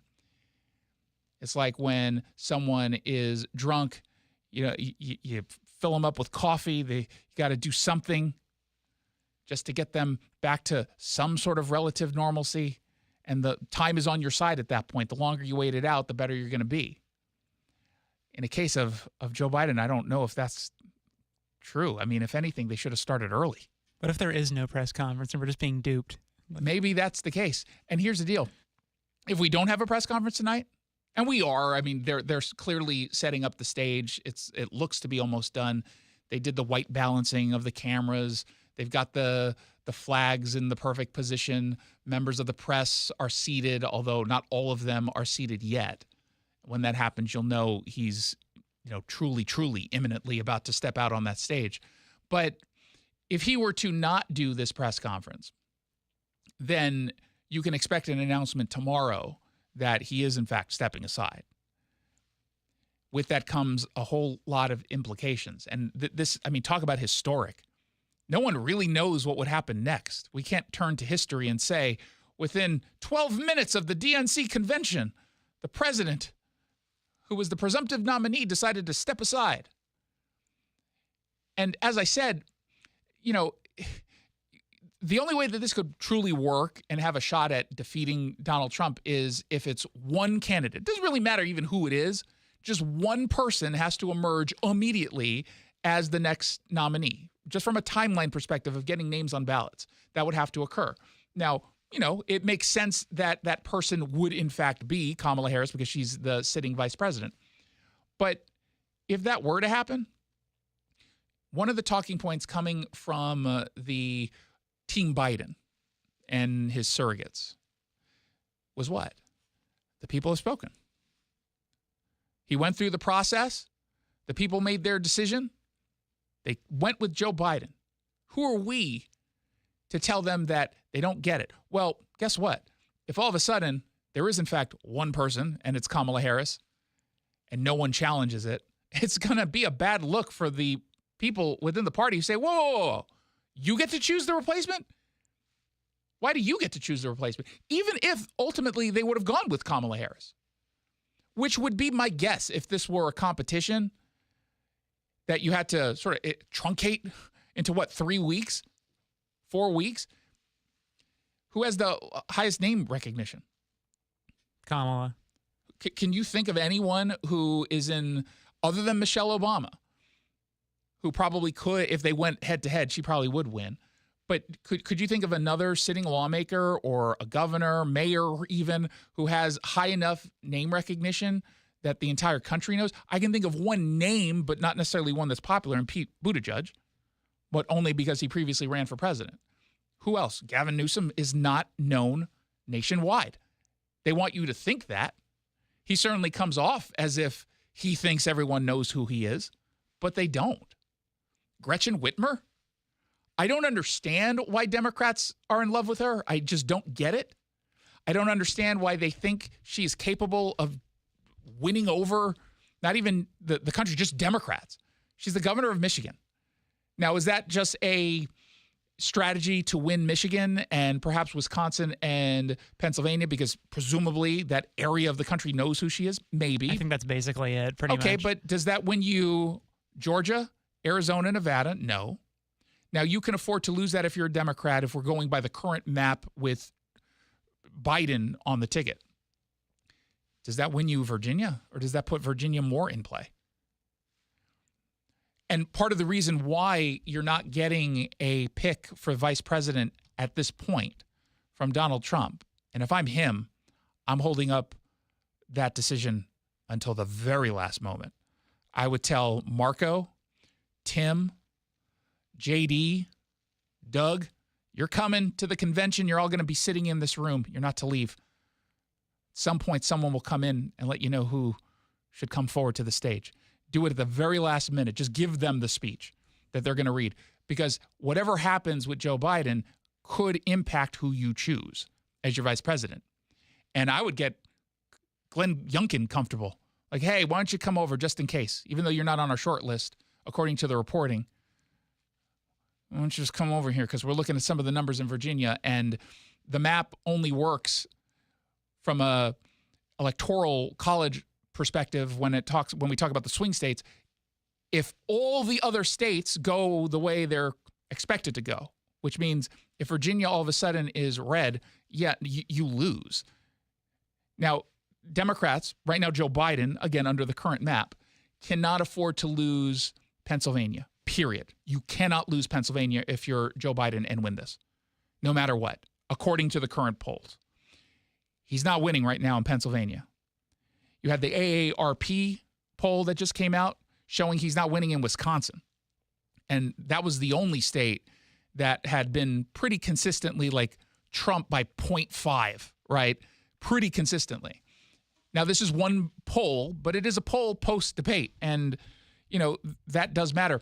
I can't remember the guy's name, but there's this professor who has, predicted because of his computer model every single winning president in the history of the world, and of every country even. He got prime ministers and everything's perfect. And he was on either CNN or MSNBC last week, even post-debate, saying, nope, I'm looking at the numbers. I'm looking at my algorithm. I've got a perfect track record. Biden's going to win. And of course, I'm going to presume, and I could be wrong on this, but I'm going to guess that algorithm does not account for a debate performance the way that we saw it go on June 27th. I'm just going to guess. There's definitely historical outliers in this election cycle. But we're not supposed to believe that. I mean, if we were going by history, well, we would have had a Mitt Romney presidency based on the history of how polls went and presidencies went and sitting presidents versus, like, we would have President Mitt Romney, but we didn't. And what also is not accounted for in this algorithm or any of the algorithm is the change of tone from the media. The basic assumption here is that Democrat media, left-wing media, will continue to carry water for Joe Biden. How does, if you are Jake Tapper, if you're George Stephanopoulos, who was caught on tape saying he can't be president for another 4 years, if you're Jake Tapper, let's just go with him because I think he at least considers himself to be above board and wants to be honest, even though I don't often find him to be honest anymore. He was way more honest when he was at ABC News. You think he can come out and just suddenly say, oh, never mind, all of the concern I have expressed over the course of the last 2 weeks, yeah, I was wrong. You think he's going to do that? No, of course not. And so he's going to continue to, at a bare minimum, continue some of that framing when talking about the president. It might be more positive than negative, but he's still going to include that. Then, of course, you lose the black vote, which, quote unquote, wasn't supposed to happen. And yet that's what it kind of looks like still. There was a segment on the Daily Show 2 nights ago, I think. And it was one of their correspondents who's black talking to black voters. And this was all post-debate.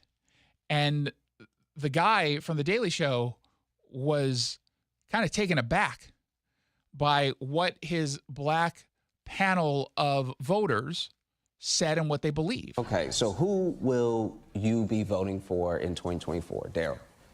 Do I have to say his name? I don't want to, but more than likely it's going to be Trump. Yeah, unbelievable. Unbelievable. Who are you going to be voting for? Biden. And then Victor? I'm with her. Oh, Biden, okay. Trump. Trump? Biden. Biden? Trump. Okay, we're an even split. I know how to do math too. I didn't see that coming. And by the way, that's Josh Johnson, who I've never heard of, and he looks like he's 12 wearing his dad's suit. Just thought I'd throw that observation out. So do you think there's going to be a big shift, any sort of change? I think it's going to be a big shift. Me too. Big shift? Yes. Big really? Okay. For me, I've always been a Democrat, and it's like for the most part with the Democratic Party, they always make a bunch of promises that they can't deliver. You know, they use the issues of the African American community as a soapbox to stand on and make promises, you know, just to get us to come out and vote. And then once we vote and everyone's in place, it's like, well, what happened? Would you say it's anything like somebody's in your DM and they're really laying it down, I'm gonna take you over here, girl, I'll take you to the top. You know what I mean? And then you finally go on the date and it's Burger King. Or you be catfished. If the polls are right and Trump is going up with black voters, what changed? I wish I knew. I am not a huge fan of Trump. He don't respect the black person. And Biden does? Has Biden issued an apology for the things that he's been caught saying? He said, if you don't vote for me, you're not black. You're not black. What is that? They have both said things that were questionable and unsavory. But when you start looking at facts, it's like, Biden, you done dropped the ball, brother. And, you know, at some point, that sentiment was always bound to catch up to Democrats, no matter who the person was in office. When you constantly make promises to entire voting blocks, whether it's black voters, Asian voters, trans voters, whomever, and you never truly follow through, you never see results, even if you try, well, resentment starts to creep in, then distrust. And you've got those two ingredients on top of cognitively impaired, drama, chaos, like what we're experiencing, and that could be enough to push some folks away. Then you throw in another candidate on the opposing side who, for whatever reason, maybe it's policy, maybe it's personality, maybe it's both, appeals in some way to a percentage of that voting demographic. they're going to be more willing to give that person a try. And in this case, we have Donald Trump, who has a track record now as president, and Joe Biden, who has a track record as president. Every single voter is comparing their experiences. And they're focused primarily on economy and immigration.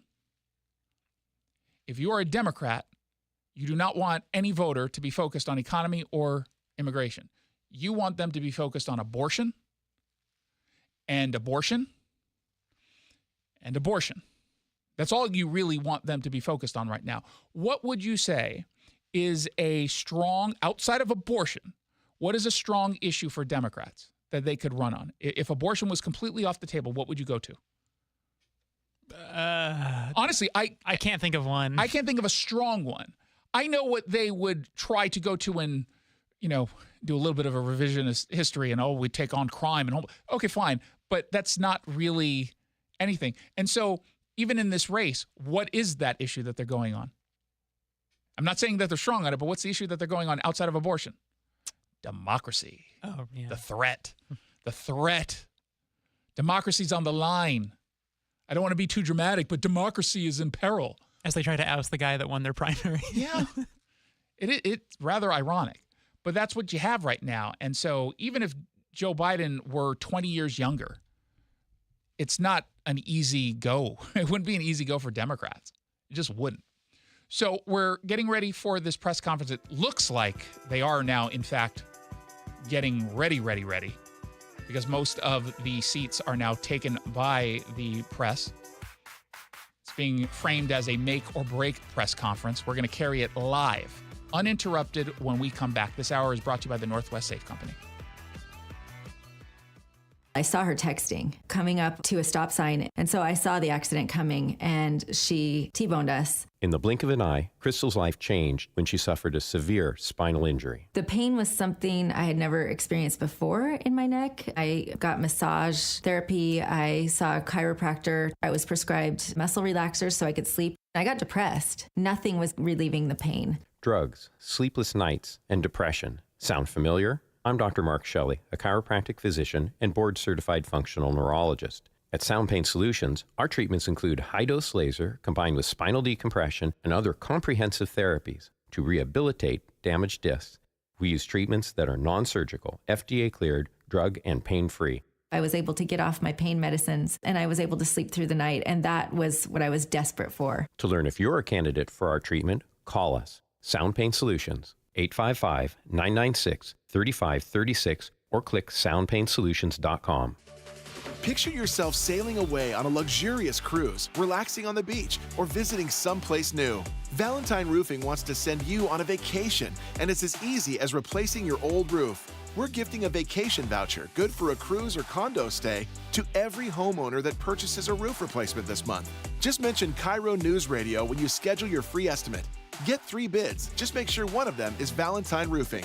Call 206 Roofing to schedule your free estimate.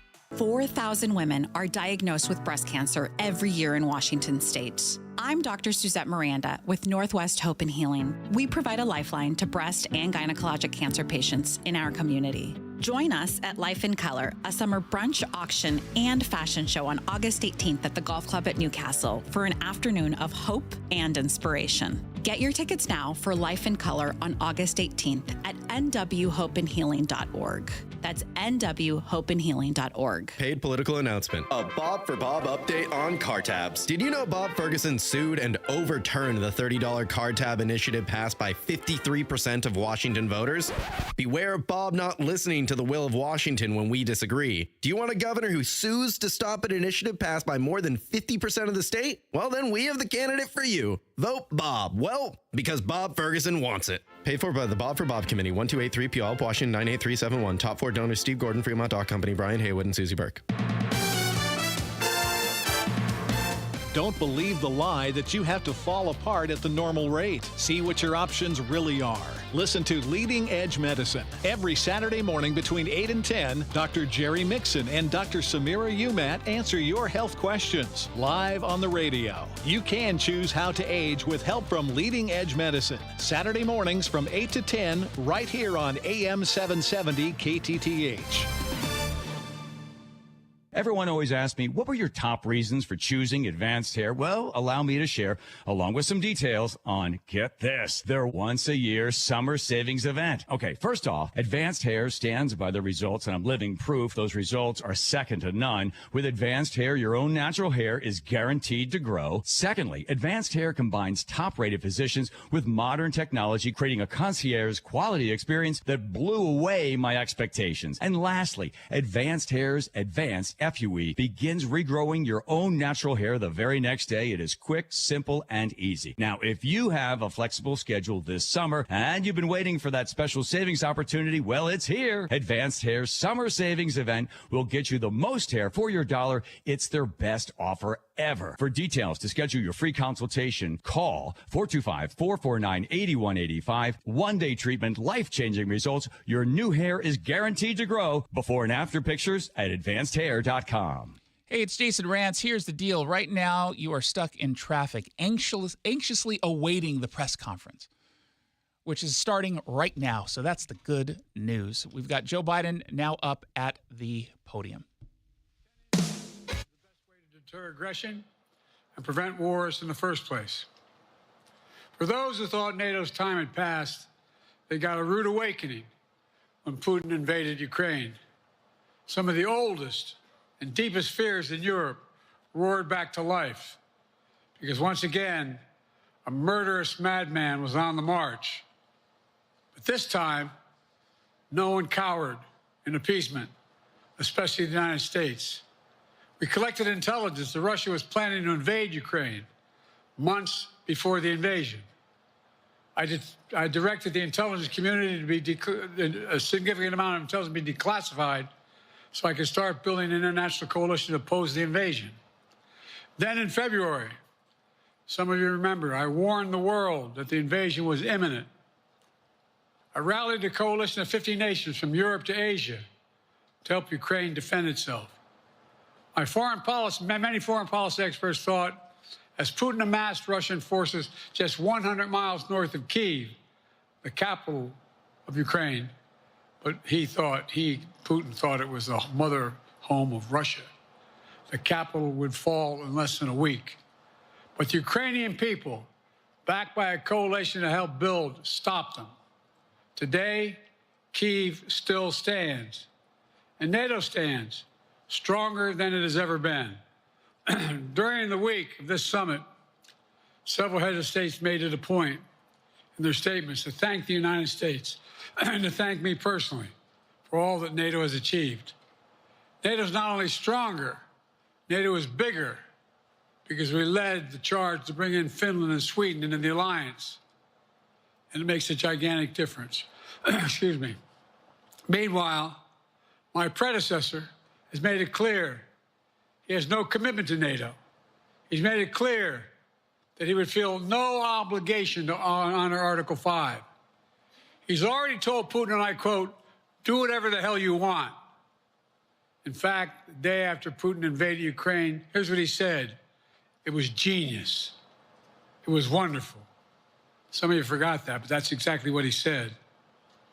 But I made it clear a strong NATO is essential to American security. And I believe the obligation of Article 5 is sacred. And I would remind all Americans, Article 5 is invoked only once in NATO's long history, and that was to defend America after 9/11.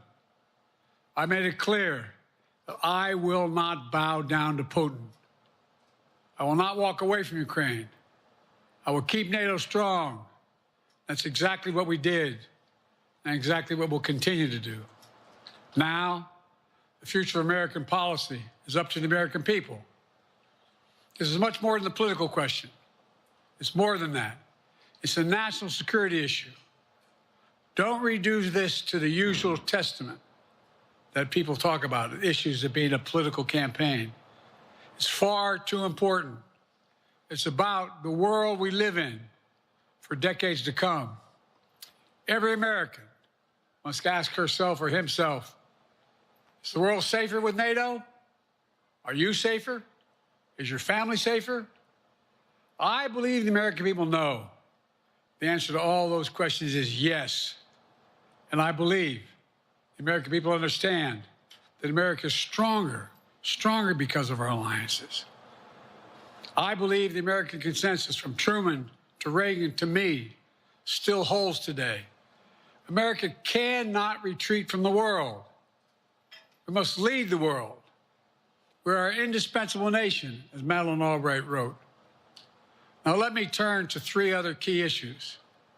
Just this morning, we had a great economic report showing inflation is down. Overall prices fell last month. Core inflation is the lowest it's been in 3 years. Prices are falling for cars, appliances, and airfares. Grocery prices have fallen since the start of the year. We're going to keep working to take down corporate greed to bring those prices down further. Meanwhile, Trump's calling for a 10% tariff on everything Americans buy, including food from overseas, vegetables, and other necessities. And economists tell us that that would cost the average American working family another $2,500 a year. It's a tax of $2,500 a year. Second, our efforts to secure the border, the southern border, is working. After Trump killed the bipartisan effort to secure the border, Republicans and Democrats had worked on, because he thought it would benefit me and make him a loser, Republicans walked away. So I took executive action last month. As a consequence, working with Mexico, border encounters have gone down over 50%. The current level is lower today than when Trump left office. Third, for months, the United States has been working to secure a ceasefire in Gaza, to bring the hostages home, to create a path for peace and stability in the Middle East. 6 weeks ago, I laid out a detailed plan in writing. It was endorsed by the UN Security Council, the G7. That framework is now agreed on by both Israel and Hamas. So I sent my team to the region to hammer out the details. These are difficult, complex issues. There's still gaps to close. We're making progress. The trend is positive, and I'm determined to get this deal done and bring an end to this war, which should end now. Let me conclude where I began. We're the United States of America. We are the indispensable nation. Our leadership matters. Our partnerships matter.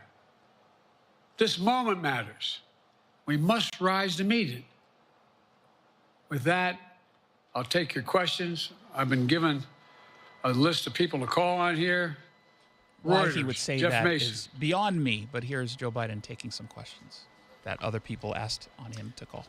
Mr. President, your political future has hung over the NATO summit a little bit this week. Speaker Pelosi made a point of suggesting that your decision on whether to stay in the race was still open.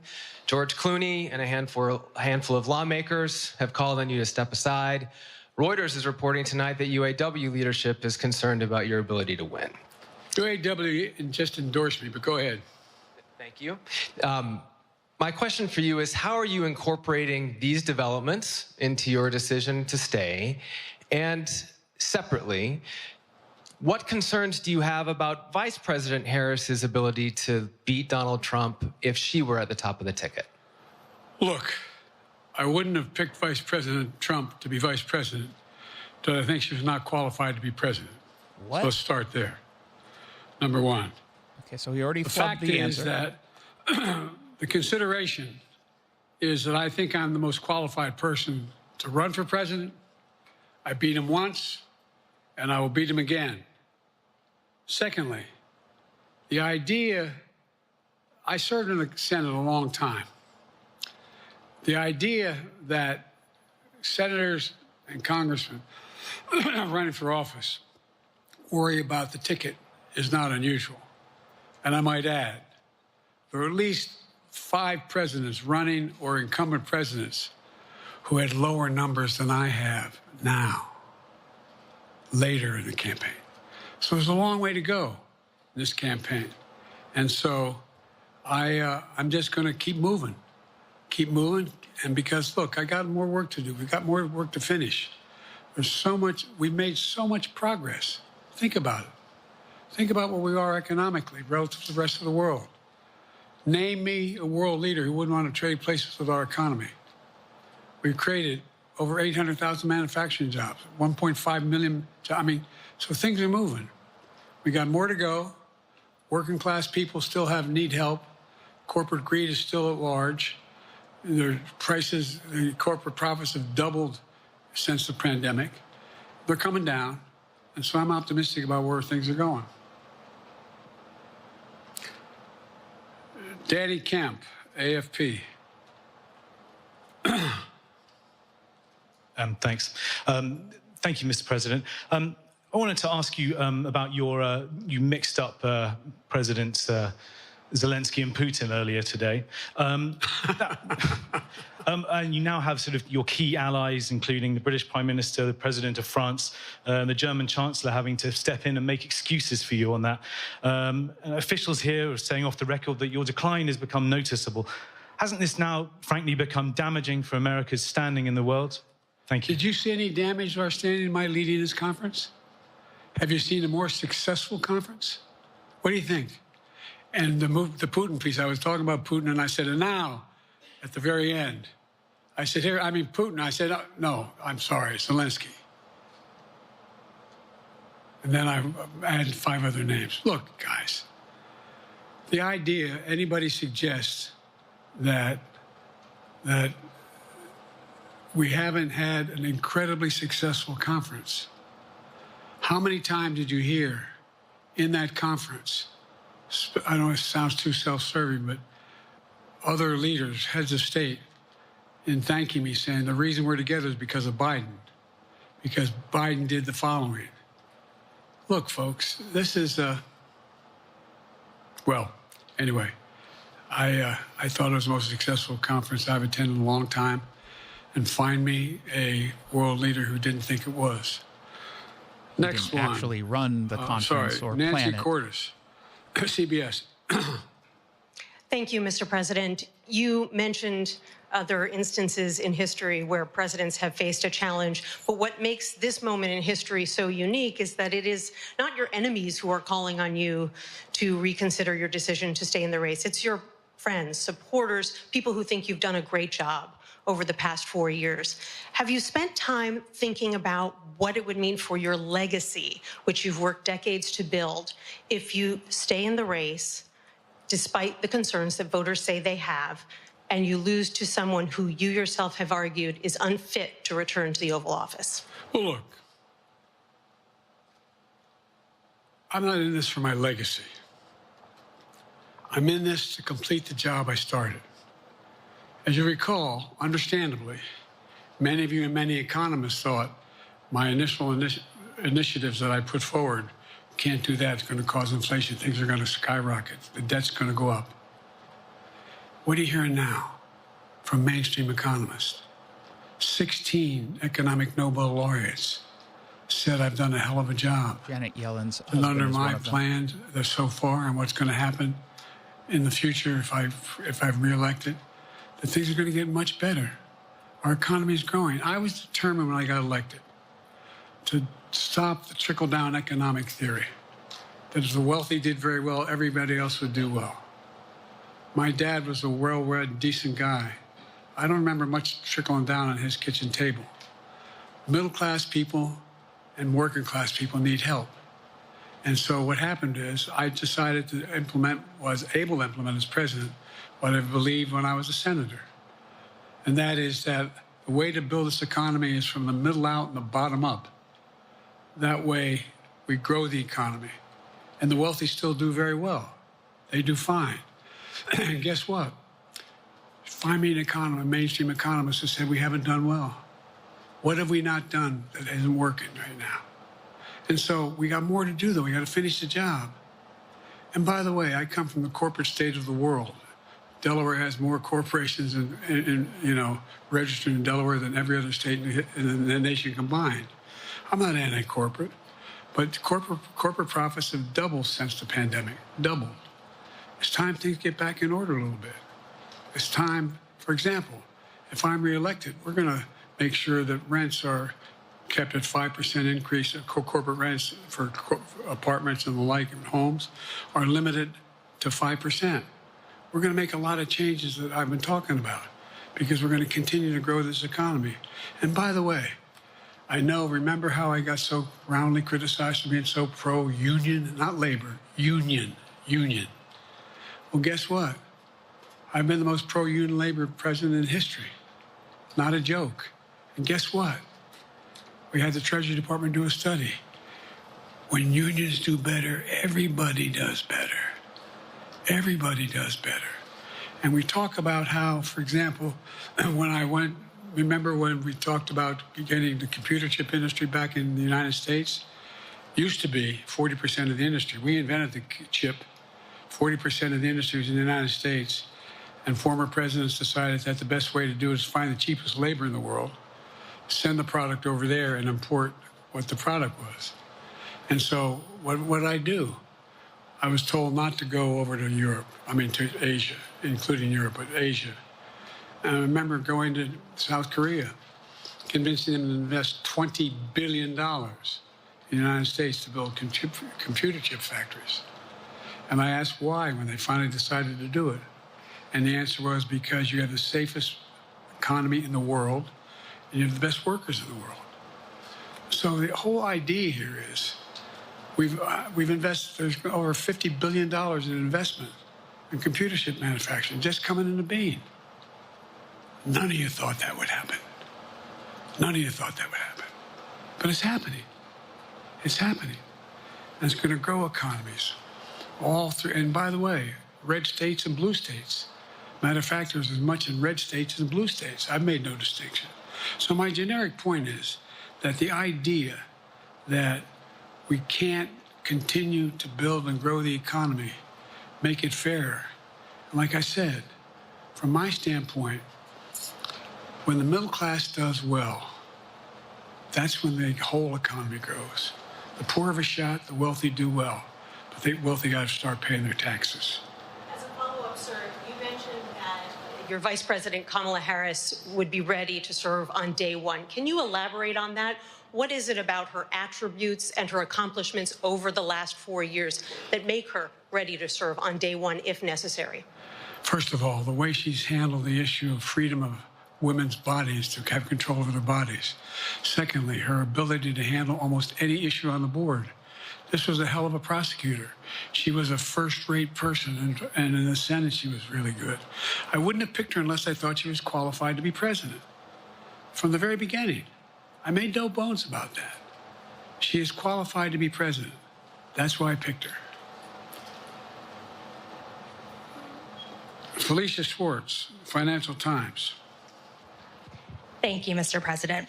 Presidency is the most straining job in the world, and it's 24/7. How can you say you'll be up for that next year, in 2 years, in 4 years, given the limits you've acknowledged that you have today? The limits I've acknowledged I have? There's been reporting that you've acknowledged that you need to go to bed earlier and your evening around 8. That's not true. Look, what I said was, instead of my every day starting at 7 and going to bed at midnight, it'd be smarter for me to pace myself a little more. And I said, for example, the 8, 7, 6 stuff, instead of starting a fundraiser at 9 o'clock, start at 8 o'clock. People get to go home by 10 o'clock. That's what I'm talking about. I'm not talking about, and if you look at my schedule since I made that stupid mistake in the campaign, in the debate, I mean, my schedule has been full bore. I've done, where's Trump been? Riding around in his golf cart, filling out his scorecard before he hits the ball? I mean, look, he's done virtually nothing. And I have, I don't know how many, don't hold me to it, roughly 20 major events. Some with thousands of people showing up. And so I just think it's better. I always have an inclination, whether I was playing sports or doing politics, just to keep going, not stop. I just got to just pace myself a little more. Pace myself. And the next debate, I'm not going to be traveling into 15 time zones a week before. Anyway, that's what it was about.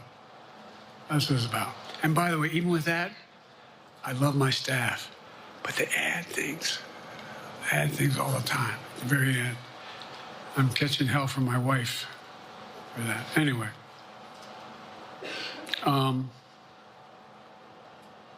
That joke did not land, ladies. I'm sorry. He lost Zeke his Miller, place. Associated Who was Press. he supposed to ask? Thank you, Mr. President. Two questions for you. First, on the NATO summit, President Zelensky, in your meeting with him, he pressed you to lift your limitations on the Ukrainian use of American weapons, saying that, in his public remarks afterwards, saying that Ukraine cannot win the war unless those limitations are lifted. Are you reconsidering your position on that? And then secondly, following up on Felicia's question there, leaders of your own party have said that they're not worried about that debate. They're worried about the next bad night and the bad night after that. How can you reassure the American people that you are up to the task and that there won't be more bad nights at a debate stage or somewhere else? First thing about Zelensky asking for the ability to strike deep into Russia. We've allowed Zelensky to use American weapons in the near term, in the near or abroad, into Russia. Whether or not he should be attacked. For example, should Zelensky, he's not. If he had the capacity to strike Moscow, strike the Kremlin, would that make sense? It wouldn't. The question is, what's the best use of the weaponry he has and the weaponry we're getting to him? I've gotten a more long-range capacity as well as defensive capacity. And so our military is working. I'm following the advice of my commander-in-chief, the chief of staff of the military, as well as the Secretary of Defense and our intelligence people. And we're making a day-to-day basis on what they should and shouldn't go, how far they should go in. That's a logical thing to do.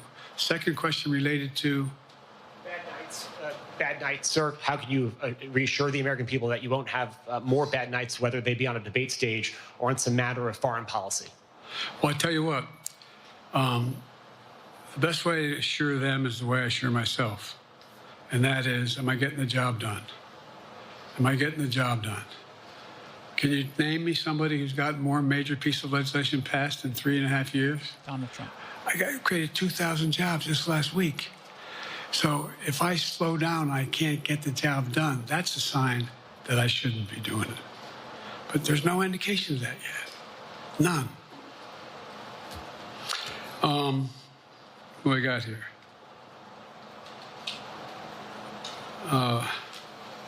He lost his place in the list Merrick. of people he's supposed to call again. Pulaski Radio. Thank you, Mr. President. How are you? I'm well.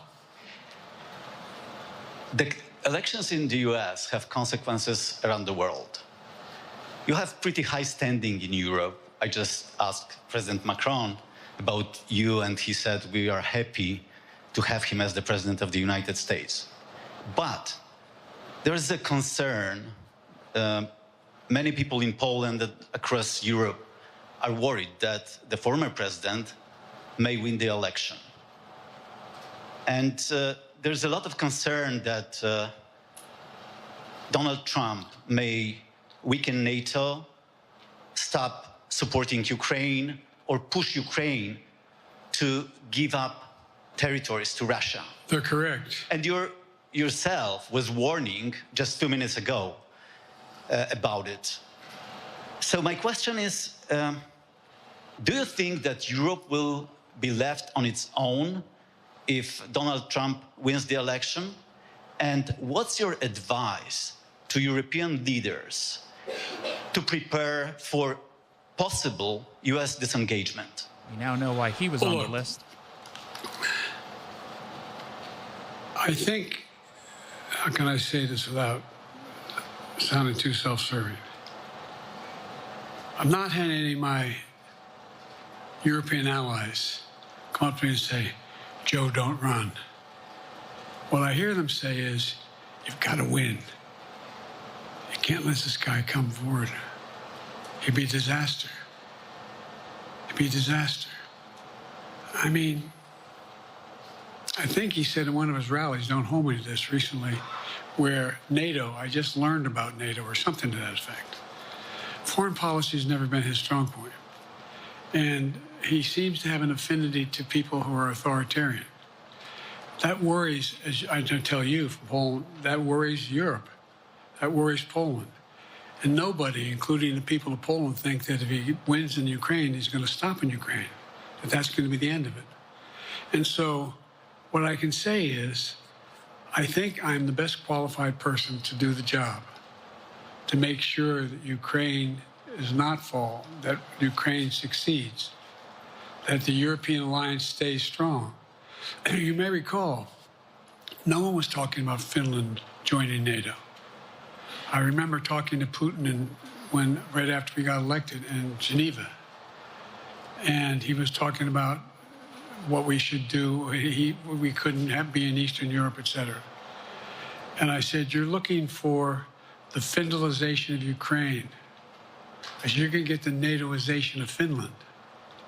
And about 4 weeks later, I got a call. No, that's not true.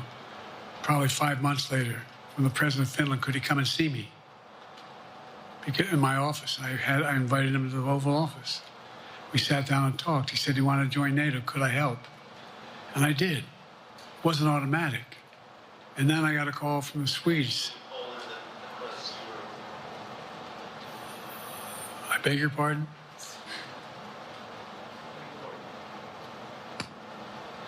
And so Finland joined NATO. 800-mile border is a significant, and they were already allies, but they weren't part of NATO. And you heard, I think you heard, maybe, I can't recall whether he said it publicly in our closed meeting, but he wouldn't mind it being repeated. He said, we decided in Finland, the people of Finland decided they had to be part of NATO. It was in our interest because of the joint ability to be together, to dissuade any attack on Finland. And the same thing with Sweden. It took a lot of selling to some folks, particularly in Turkey and other places, to agree to the expansion. But it expanded. And we're a hell of a lot stronger because of it. We're more secure because of it. And by the way, I was able to get 50 other nations, 50, to support Ukraine. 50. And we're able to bring about a coalition of Europe and Asia, Japan and South Korea. I just we talked about AUKUS, and we talked about the relationship between Australia, New Zealand, Japan, South Korea, the United States. We're making the world safer and stronger because we have to deal with the new arrangement that exists in the world. The Cold War is over. The post-war era is over. What is going to replace it? And I respectfully suggest I have a pretty good idea what that should be. I've convinced a lot of people to follow it, and we're just going to get stronger. David Sanger. Where is it? Thank you, Mr. President. Be nice, David. Mr. President, the NATO declaration that was issued yesterday was very notable because it described China as a decisive enabler of the war in Ukraine for its provision of critical goods to the Russians. That's part of a broader partnership that seems to have cemented in place in the past 2 or 3 years. I think one that you were a little bit doubtful of when we asked you about it some time ago. So I'd be interested to know whether you have a strategy now of trying to interrupt the partnership between China and Russia, and whether or not in a second term you would pursue that, if you could describe that strategy to us. And along the way, could you also tell us whether you think, just to follow up on Felicia's question, that if you were in a room with Vladimir Putin again, the way you were 3 years ago, or with President Xi, that a few years from now, you will be able to go negotiate with them, handle them one-on-one? Well, the first part of the question is, we discussed and I raised in the NATO summit, and others raised, the future of China's involvement, what they're going to do, what they're doing with Russia in terms of accommodating, facilitating. They're getting access to additional. They're not supplying weapons themselves. They're supplying mechanisms for them to be able to get weapons. And China's position is basically, and I've spent more time with Xi Jinping than any world leader has, over 90 hours since being vice president all the way through, for real. And by the way, I handed all my notes. But my point is that Xi believes that China is a large enough market that they can entice any country, including European countries, to invest there in return for commitments from Europe to do A, B, C, or D, or not to do certain things. What's happened is we had a long discussion about what we cannot, we have to make clear China has to understand that if they are supplying Russia with information and capacity, along with working with North Korea and others to help Russia in armament, that they're not going to benefit economically as a consequence of that by getting the kind of investment they're looking for. And so, for example, we're in a situation where, and we've reestablished direct contact with China after that, remember the balloon, quote unquote, going down, and all of a sudden things came to an end? Well, we set up a new mechanism. There's a direct line between Xi and me, and our military has direct access to one another, and they contact one another when we have problems. The issue is that we have to make sure that Xi understands there's a price to pay for undercutting both the Pacific Basin as well as Europe, and as it relates to Russia and dealing with Ukraine. And so we, for example, if you want to invest in China, as you know this area really well, if you want to invest in China, you have to have a 51% Chinese owner. You have to make sure that you do by their rules. And you don't have the authority, and you have to provide all access to all the data and information you have. There was a while there, as you recall, the last administration and other administrations, where the access to that market was enticing enough to get companies to come in because they had access to over 1 billion people in a market, not 1 billion, but a lot of people in the market. And so they were doing it. But that got curtailed when we started saying we're going to play by the same rules. For example, the idea they don't abide by the international rules related to subsidizing products by the government funding.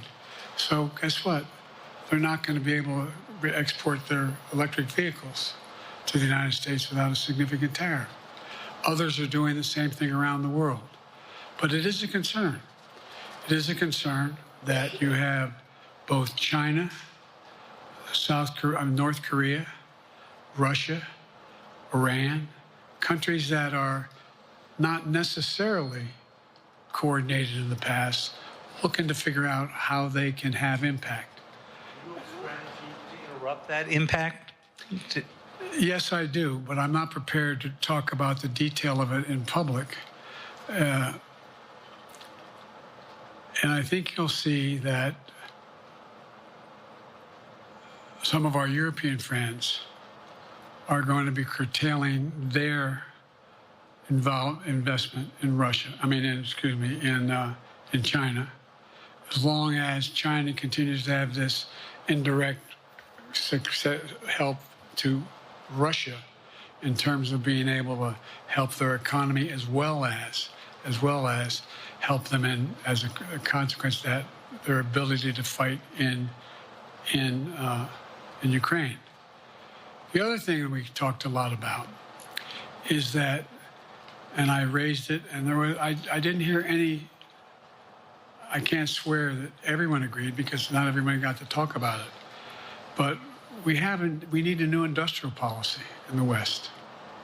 For example, we talked about how both the EU as well as NATO has to be able to begin to build their own munition capacity, has to be able to generate their own capacity to provide for weapons and the ability to, it came as a surprise to some of us how we had fallen behind in the West in terms of the ability to construct new material, new weaponry, new everything from vehicles to weapon systems. And so one of the things that came out of this was we're going to be meeting again with a number of my colleagues, my European colleagues, is what do we do to increase the capacity of the West, particularly in Europe and Japan, to be able to generate the kind of ability to produce their own weapon systems. Not just for themselves, but to be able to generate that. It's the same, that's what Russia's trying to figure out, that they went to China and they didn't get the weapons, but then they went to North Korea. But we're going to be in a position where the West is going to become the industrial base for it to be able to, the ability to have all the defensive weapons that we need. That was a discussion as well. Mr. President, I'm not sure you answered on whether you would be ready to go deal with Putin and Xi 2 or 3 years from now. I'm ready to deal with them now and 3 years from now. Look,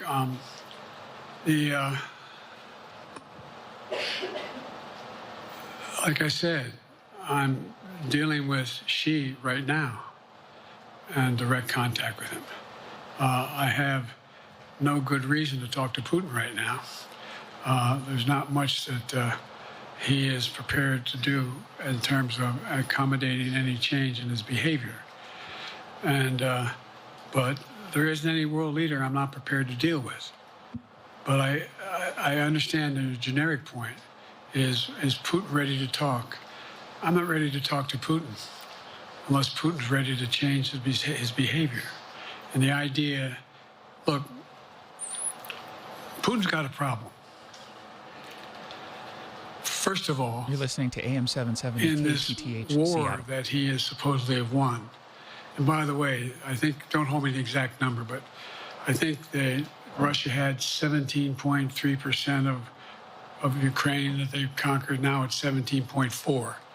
I mean, in terms of percentage of territory. They've not been very successful. They've caused horrible damage, loss of life, but they've also lost over 350,000 troops, military, killed or wounded. They've over 1 million people, particularly young people with technical capability, leaving Russia because they see no future there. They've got a problem. But what they do have control of is they are very good at controlling and running the public outcry that relates to how they use mechanisms to communicate with people. They lie like hell through the constituencies. They lie like hell about what's going on. And so the idea that we're going to be able to fundamentally change Russia in the near term. 770 KTTH Seattle, 94.5 K233DT East Lake, 94.5 K233BU Seattle. We've written about it. Read Putin's speech after they moved in, what it was all about in Kyiv. It wasn't about just, anyway, read what his objective is. And anyway, but so I think that I'm prepared to talk to any leader who wants to talk, including if Putin called me and wanted to talk. Last time I talked to Putin was trying to get him to work on an arms control agreement related to nuclear weapons in space. That didn't go very far. So my point is, I'm prepared to talk to anybody, but I don't see any inclination. There is an inclination on the part of the Chinese to keep in contact with me because they're not sure where this all goes. And look what's happened in Asia. We have strengthened the Asian Pacific area more than anyone else has. We just put together with, today I asked our NATO allies that we bring on a group from the South Pacific, Australia, New Zealand, Japan, Australia. I already mentioned Australia. And I met twice now, I think, with the 14 leaders of the Pacific Island nations. And we've slowed down what's going on there. We've slowed down China's reach. But there's a lot of work to do. This is a moving target, and I don't take it lightly. Assam from NPR. Thank you, Mr. President. Asma Khalid with NPR. I have two questions. Earlier, you spoke about the ceasefire plan between Israel and Hamas. We're now looking at 10 months of war, and I'm curious if there's anything that you feel personally you wish you would have done differently over the course of the war. And then secondly, if I may, I wanted to ask you about your presidential campaign. I remember covering your campaign in 2020, and there was a moment where you referred to yourself as a, quote, bridge candidacy, a transition to a younger generation of leaders. I want to understand what changed. Two things. Let's go back to when you talked about would I have changed anything that's happening with Israel and the Palestinians and the Palestinian movement. The answer is, as you recall, from the very beginning, I went to Israel, but I also got immediate contact with al-Sisi in Egypt. I met with the King of Jordan. I met with most of the Arab leaders to try to get a consensus going as to what had to be done to deal with getting more aid and food and medicine into the Gaza Strip. And we pushed it really hard. And Israel occasionally was less than cooperative, number one. The Israeli War Cabinet, I've been dealing with Israel since Golda Meir. Some of the reporters around here come me all the time and heard me say this. The first time I met with Golda Meir, I sat across from her at her desk, and her assistant was Rabin sitting next to me. That's how far back I go. I know Israel well, and I support Israel. But this war cabinet is one of the most conservative war cabinets in the history of Israel. And there's no ultimate answer other than a two-state solution here. And so what was able to be done in terms of the plan I put together was there would be a process for a two-state solution. And we get the Arab nations to, particularly from Egypt all the way to Saudi Arabia, to be in a position where they would cooperate in the transition so that they could keep the peace in Gaza without Israeli forces staying in Gaza. The question has been from the beginning, what's the day after in Gaza? And the day after in Gaza has to be, the end of the day after has to be no occupation by Israel on the Gaza Strip, as well as the ability for us to get in and out as rapidly as you can, all that's needed there. I've been disappointed that some of the things that I've put forward have not succeeded as well, like the port reattached from Cyprus. I was hopeful that would be more successful. But that's why when I went to Israel immediately after the massacres that occurred at the hands of Hamas, the one thing I said to the Israelis, and I met with the War Cabinet and with Bibi, don't make the same mistake America made after bin Laden. There's no need to occupy anywhere. Go after the people who did the job. You may recall, I still get criticized for it, but I was totally opposed to the occupation and trying to unite Afghanistan. Once we got bin Laden, we should have moved on, because it was not no one's ever going to unite that country. I've been over every inch of that, not every inch, the entirety from the poppy fields all the way to the north. I said, don't make the same mistake we made. Don't think that's what you should be doing, is doubling down. We'll help you find the bad guys, Sinwar and company. And all this criticism about I wouldn't provide when the weapons they needed. I'm not providing them 2,000-pound bombs. They cannot be used in Gaza or any populated area without causing great human tragedy and damage. But remember what happened when you had the attack on Israel with rockets and ballistic missiles. I was able to unite the Arab nations as well as Europe, and nothing happened. Nothing got hurt. It sent an incredible lesson to what was going on from the Middle East. So there's a lot of things, in retrospect, I wish I had been able to convince the Israelis to do. But the bottom line is we have a chance now. It's time to end this war. Doesn't mean walk away from going after Sinwar and Hamas. And if you notice, you know better than most, there is a growing dissatisfaction on the West Bank from the Palestinians about Hamas. Hamas is not popular now. And so there's a lot of moving parts. I just have to keep moving to make sure that we get as much done as we can toward a ceasefire,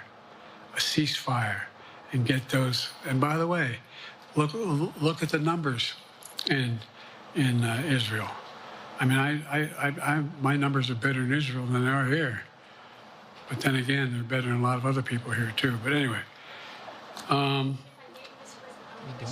Bridge candidacy in 2020. You referred to yourself as being a bridge candidate for a younger, fresher generation of Democratic leaders, and I wanted to know what changed. What changed was the gravity of the situation I inherited in terms of the economy, our foreign policy, and domestic division.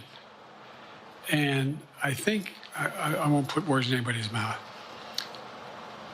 most presidential historians give me credit for having accomplished more than most any president since Johnson and maybe before that to get major pieces of legislation passed.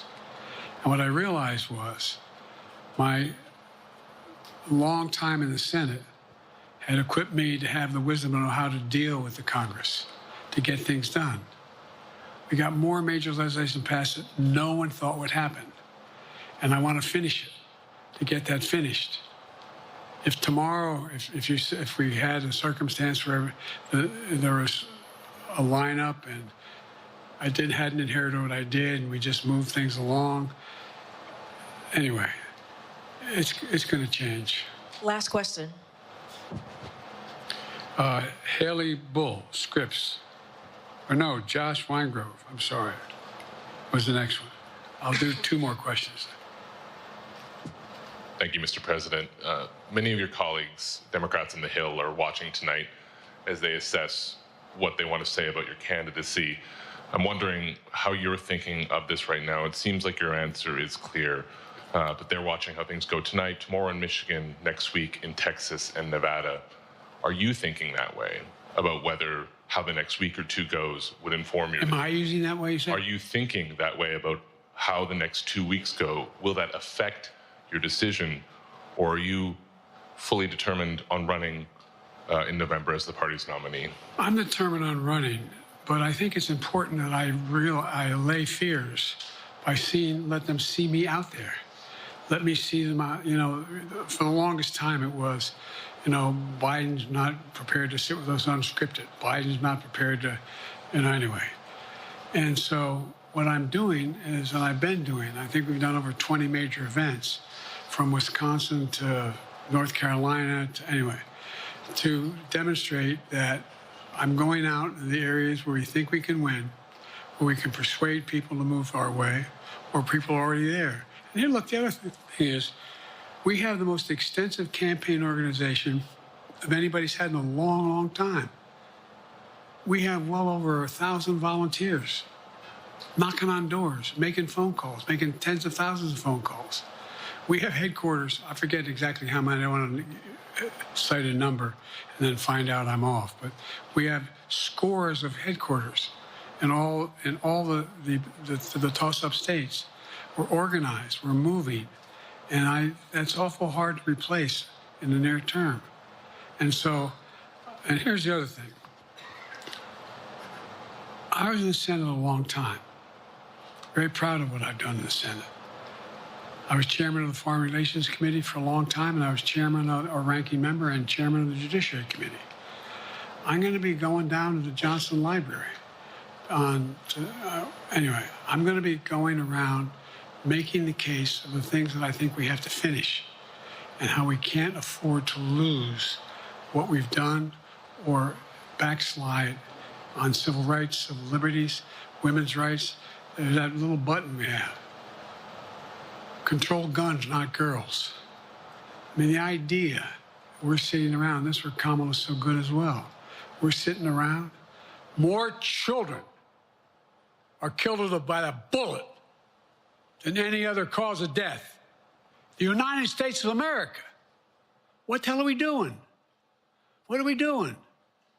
We got a candidate saying, promise the NRA, don't worry, I'm not going to do anything. I'm not going to do anything. We got a Supreme Court that is what you might call the most conservative court in American history. This is ridiculous.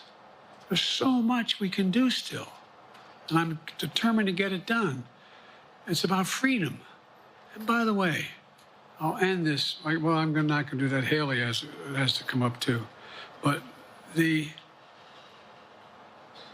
remember I made a speech on democracy in Philadelphia at Independence Hall. And I'm not being critical, just observing. The bulk of the press said, what the hell is he talking about that for? Democracy. You did. Democracy is not an issue. Democracy is not an issue. Except the polling data showed 60% of the people knew I was right, thought I was right. I'm not asking you a question. You don't have to answer, obviously. But do you think our democracy is under siege based on this court? Do you think democracy is under siege based on Project 2025?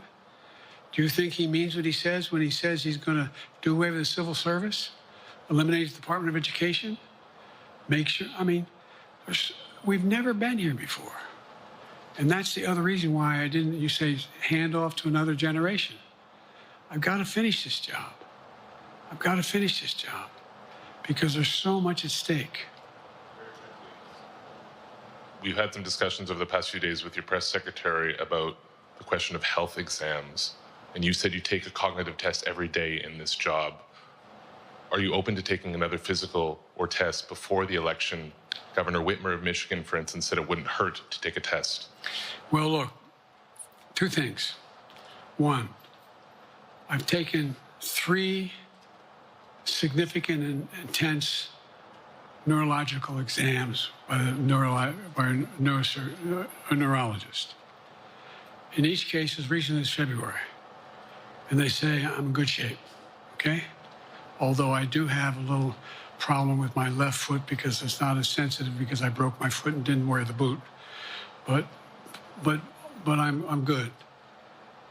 I'm tested every single day about my neurological capacity to do decisions I make every day. You talk to my staff, all of you talk to my staff. Sometimes my staff talks a lot. But the fact of the matter is, I don't think you have them telling you that all the major ideas we've undertaken haven't been in part initiated by me. I remember when the staff and I said, I'm going to go to South Korea. We're going to get the chip. What are you doing? I'm going to get Japan and Korea back together again after essentially having hostilities toward one another since the end of World War II. I'm going to move and see that we can expand. You know, the only thing age does is help you with it, creates a little bit of wisdom if you pay attention. And so the point I'm making is, I think it's important that if the neurologist tells me he thinks I need another exam, and by the way, I've laid every bit of the record out, hadn't a thing. You ought to ask Trump for his, okay? Except the Parkinson's. I laid it all out. And every single day, I'm surrounded by good docs. If they think there's a problem, I promise you, or even if they don't think it's a problem, they think I should have a neurological exam again, I'll do it. But no one's suggesting that to me now. And I'll ask you another question. No matter what I did, no one's going to be satisfied. Did you have 7 docs? Did you have 2? Who'd you have? Did you do this? How many times did you? So I am not opposed. If my doctors tell me I should have another neurological exam, I'll do it. But that's where I am. Haley Bull, Scripps. This hour brought to you by Near Me Roofing Thank Company. you, Mr. President. You said you're making decisions on a day-to-day basis when it comes to support for Ukraine. Does that mean you have not closed the door on further considering lifting restrictions for U.S.-made weapons inside Russia? And if I may, your convention is coming up where your delegates are pledged to make you the official nominee. If they have second thoughts, are they free to vote their conscience? Obviously, they're free to do whatever they want, but I get overwhelming support. Overwhelming support. I won, I forget how many votes I won in the primary. Overwhelming. And so tomorrow, if all of a sudden I show up at the convention, everybody says, we want somebody else, that's the democratic process. It's not going to happen. Even if that means they vote for someone else? Sure. Look, I'll end this with this. I served in the Senate a long time. I understand the impetus of candidates running for local office and whether they think the topic they can help them or not. In my state of Delaware, which was a very, at least it was a red state when I started, in terms of where you now talk red and blue. I don't recall most of the Democratic presidents winning my state when I was a candidate. The truth of the matter is I understand the self-interest of a candidate. If they think that, running with Biden at the top is going to hurt them, then they're going to run away. I get it. But so far, go and look at the polling data in their states. Look at the in-depth, and by the way, I think you'd all acknowledge, and you're all experts. I'm not being solicitous about the president. You're experts on this stuff. How accurate does anybody think the polls are these days? I can give you a series of polls where you have likely voters, me versus Trump, where I win all the time. When the unlikely voters vote, he wins sometimes. No such poll. The bottom line is all the polling data right now, which I think is premature because the campaign really hasn't even started. I mean, it hadn't started in earnest yet. Most of the time, it doesn't start till after September, after Labor Day. So a lot can happen. But I think I'm the best I believe I'm the best qualified to govern. And I think I'm the best qualified to win. But there are other people who could beat Trump too. But it's awful start from scratch. And, we talk about, money raised. We're not doing bad. We got about $220 million in the bank. We're doing well. So with that, you have want to follow up on any of that you just asked me? Yes. You earlier explained confidence in your vice president. Yes. If your team came back and showed you data that she would fare better against former President Donald Trump, would you reconsider your decision to stay in the race? No, unless they came back and said, there's no way you can win. Me. No one's saying that. No poll says that. Mr. President, all the polls say that. This ends tonight's press conference. So that was President Joe Biden ending with a falsehood. Let's keep it up just for a little bit to see if he says anything as he walks out. They're still shouting at him. In your opening answer, you referred to Vice President Harris as Vice President Trump. Right now, Donald Trump is using that to mock your age and your memory. How do you combat that criticism from tonight? Listen to him. This concludes tonight's press conference. They will listen to him, and they'll notice that you messed up the name of your vice president and confused her with Donald Trump. Just very quickly, and then we're going to take a break, because that was a long, arduous task that we just had. Oof. If anyone tonight tells you that he did what he needed to in order to convince everyone he had a firm grasp on this presidency and could win in November, they are lying to you. Every single poll that he claims shows him winning is not true. The key battleground states, for example, have Trump up in every single state, every single one. So we will continue with the rest of our show as all of us digest what it is it was an experience. It was an experience. You're listening to The Jason Rantz Show. Sinking or uneven concrete around your home? You need to call Matt Vey Foundation Repair. Hi, I'm Matthew Cote with Matt Vey Foundation Repair. If you have an uneven, cracked driveway, sunken sidewalk, or sagging cement porch, we offer an easy and cost-effective solution. When you call Matt Vey, you'll get a realistic bid, meticulous cleanup, and a lifetime warranty. No one else offers that kind of guarantee. For your free evaluation, call 8449-MATT-VEY or visit gomattvey.com. Do it the right way, the Matt Vey way. Rock built, rock solid.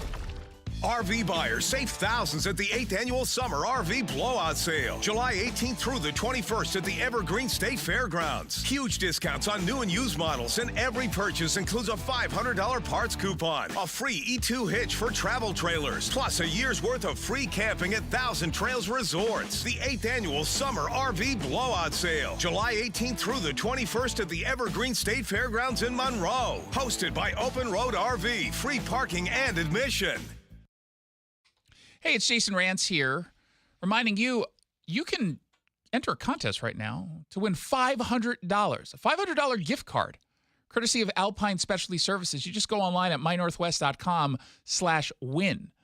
I will say you probably have a higher chance of winning that than Joe Biden does the presidency. So it looks like the odds there, at least, are a little bit better for you. And that $500 gift card can be used on any of their services, from cleaning your carpets and air ducts, power washing your decks, to having them install a new HVAC system or fixing the one you currently have. All you have to do is go to mynorthwest.com/win and enter the contest by July 21st. Alpine is Washington's #1 rated cleaning company with over 10,000 five-star online reviews. Trust the ones that I trust. Alpine Specialty Services. They've been in business for over 50 years. Enter the contest at mynorthwest.com/win.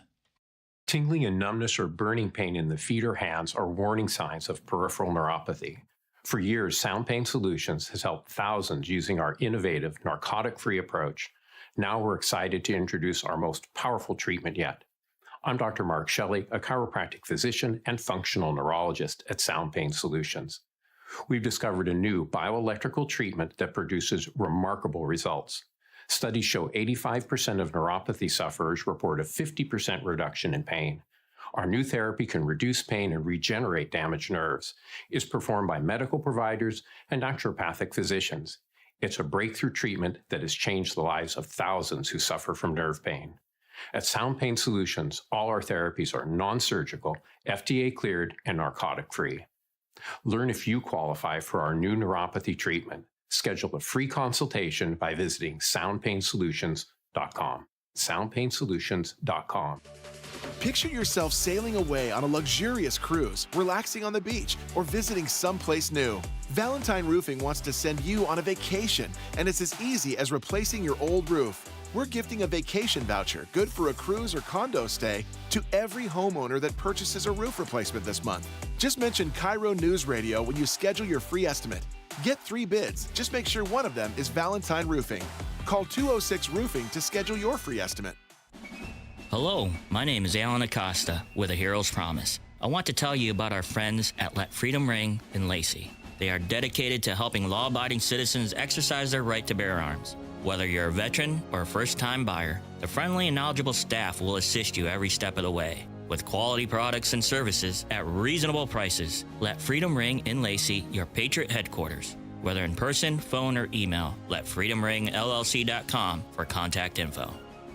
Bonneville International radio station contests are open to participants 18 years of age or older that are residents of Washington State unless otherwise specified. Employees or agents of the station, Bonneville International Corporation, other area radio stations, or any entity associated with the contests are not eligible to win unless the station otherwise specifies at its own discretion. Persons who have won in the last 60 days from a station contest or event may not be eligible. Full general contest rules are available on ktth.com or in person at the station during regular business hours.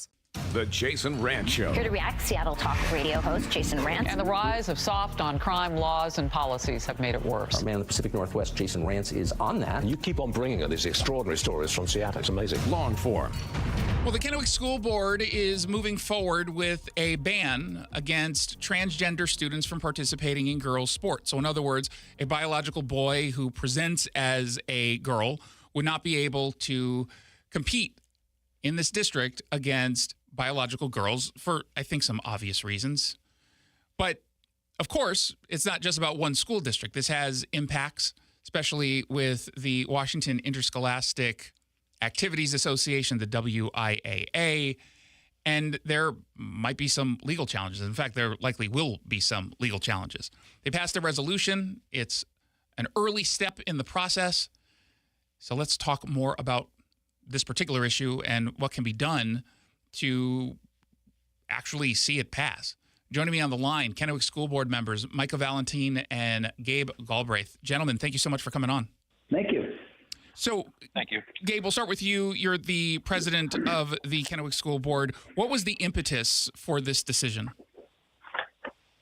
Well, I think ultimately what it came down to is we had support from some of our local coaches who have been coaching for years in the track and field realm, and they shared information with us that we felt like we needed to address. And ultimately, they say it never happened.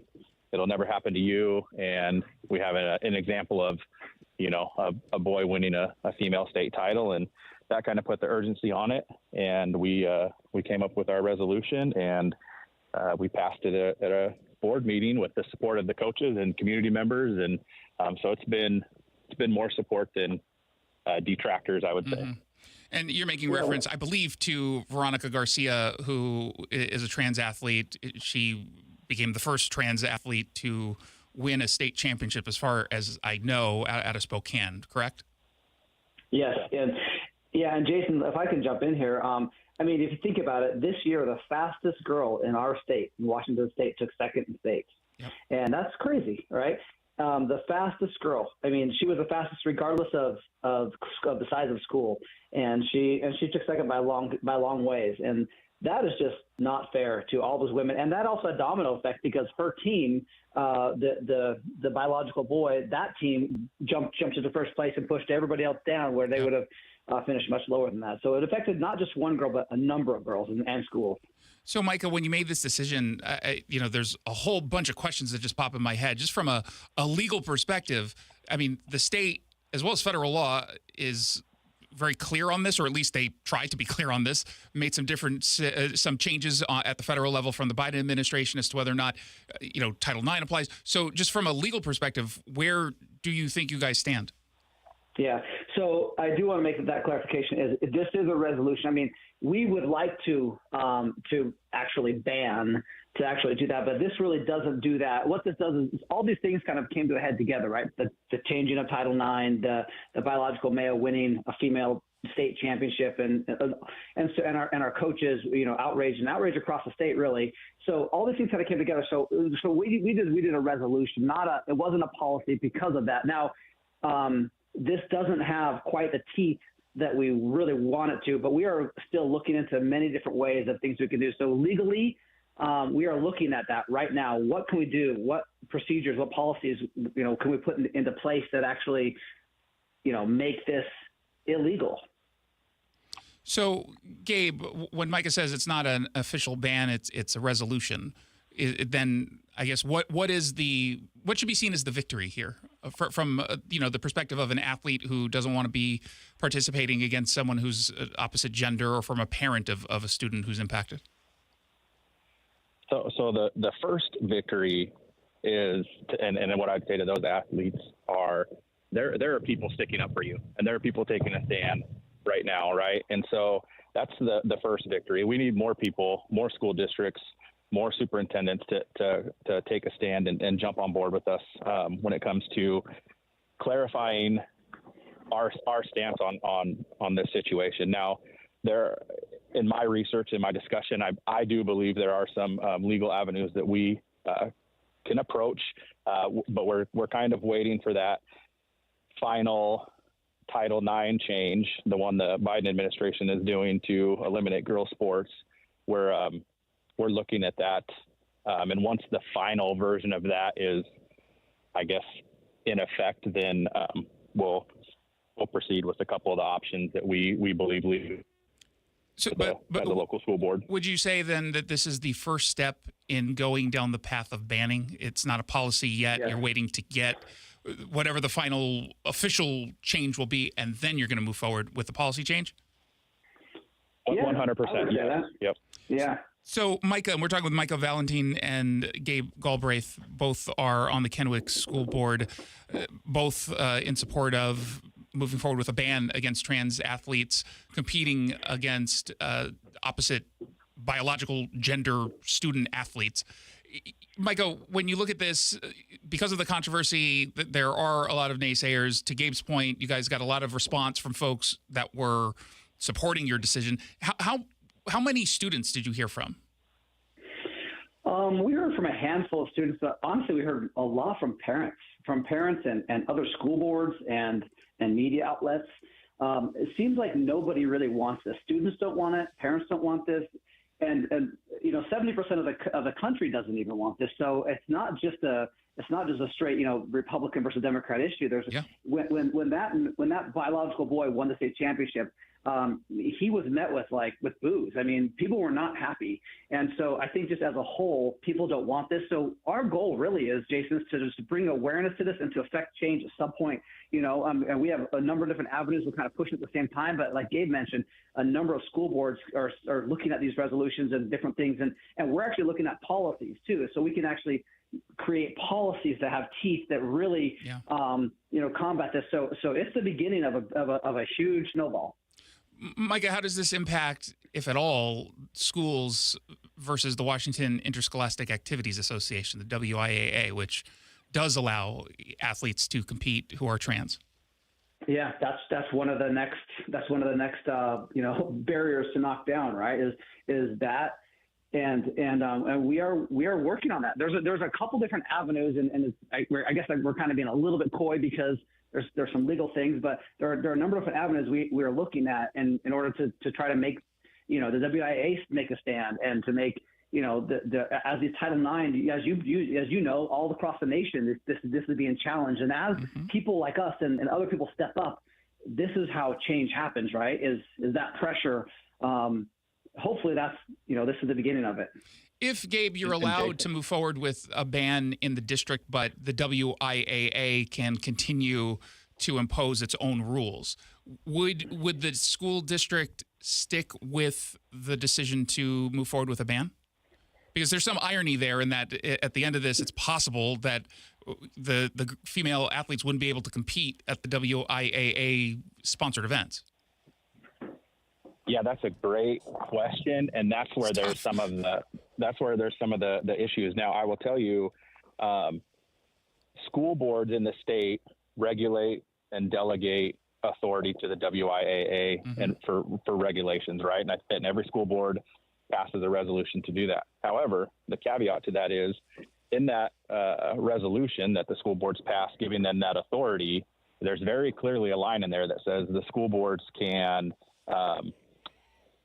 meet or exceed their own rules and regulations. And so at the end of the day, when this comes out legally, if we feel good about where we're going, we will, I'm positive we'll do that. And we will protect the girls in our district. Yeah, but the problem is going to be, and I think you guys know this, obviously, at least from the WIAA perspective, Seattle Public Schools is not going to change. Spokane, Tacoma, they're not going to change their policies here. And I'm wondering, do you feel you have enough support from other school boards and school districts around the state to move forward with this and really have teeth? Again, in the world in which the WIAA can continue to do what it wants, but you've got a bunch of school districts that say, we don't want this, this is wrong. Can you really go up against Seattle, Spokane, Tacoma, et cetera?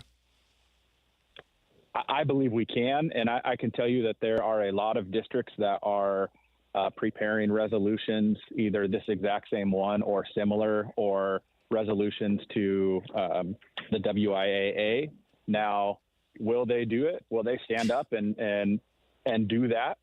That's up to them. I truly hope they do, but I do know of 40, 50 districts that talk about it. But again, you have to bring it out in a meeting and vote on it and take a stand, and hopefully they'll do that.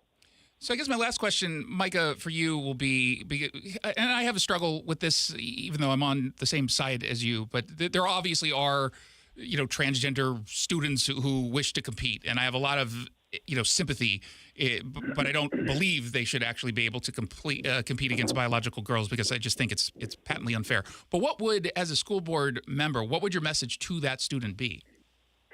So I'll answer that in two ways. The first way is there's other avenues besides even just a strict ban, right? Like maybe we have an open division and then we have a women's division, or maybe we have a third division or a fourth division. I mean, we already have a division for handicap type people, right? So maybe there's something there, and so it's really important, Jason, that people understand that we're not against anybody. We're not trying to harm anybody. That's not the intention of this whatsoever. It's about fairness. It's really the opposite, right? It's really about fair and protecting, because these women who work their lives and spend hours and hours and hours training and running, it's just not fair for them. Like you said, it's fair. It's not fair for them to just get supplanted. So it's really about, and it's not also, Jason, it's not safe. In many cases, it's not safe.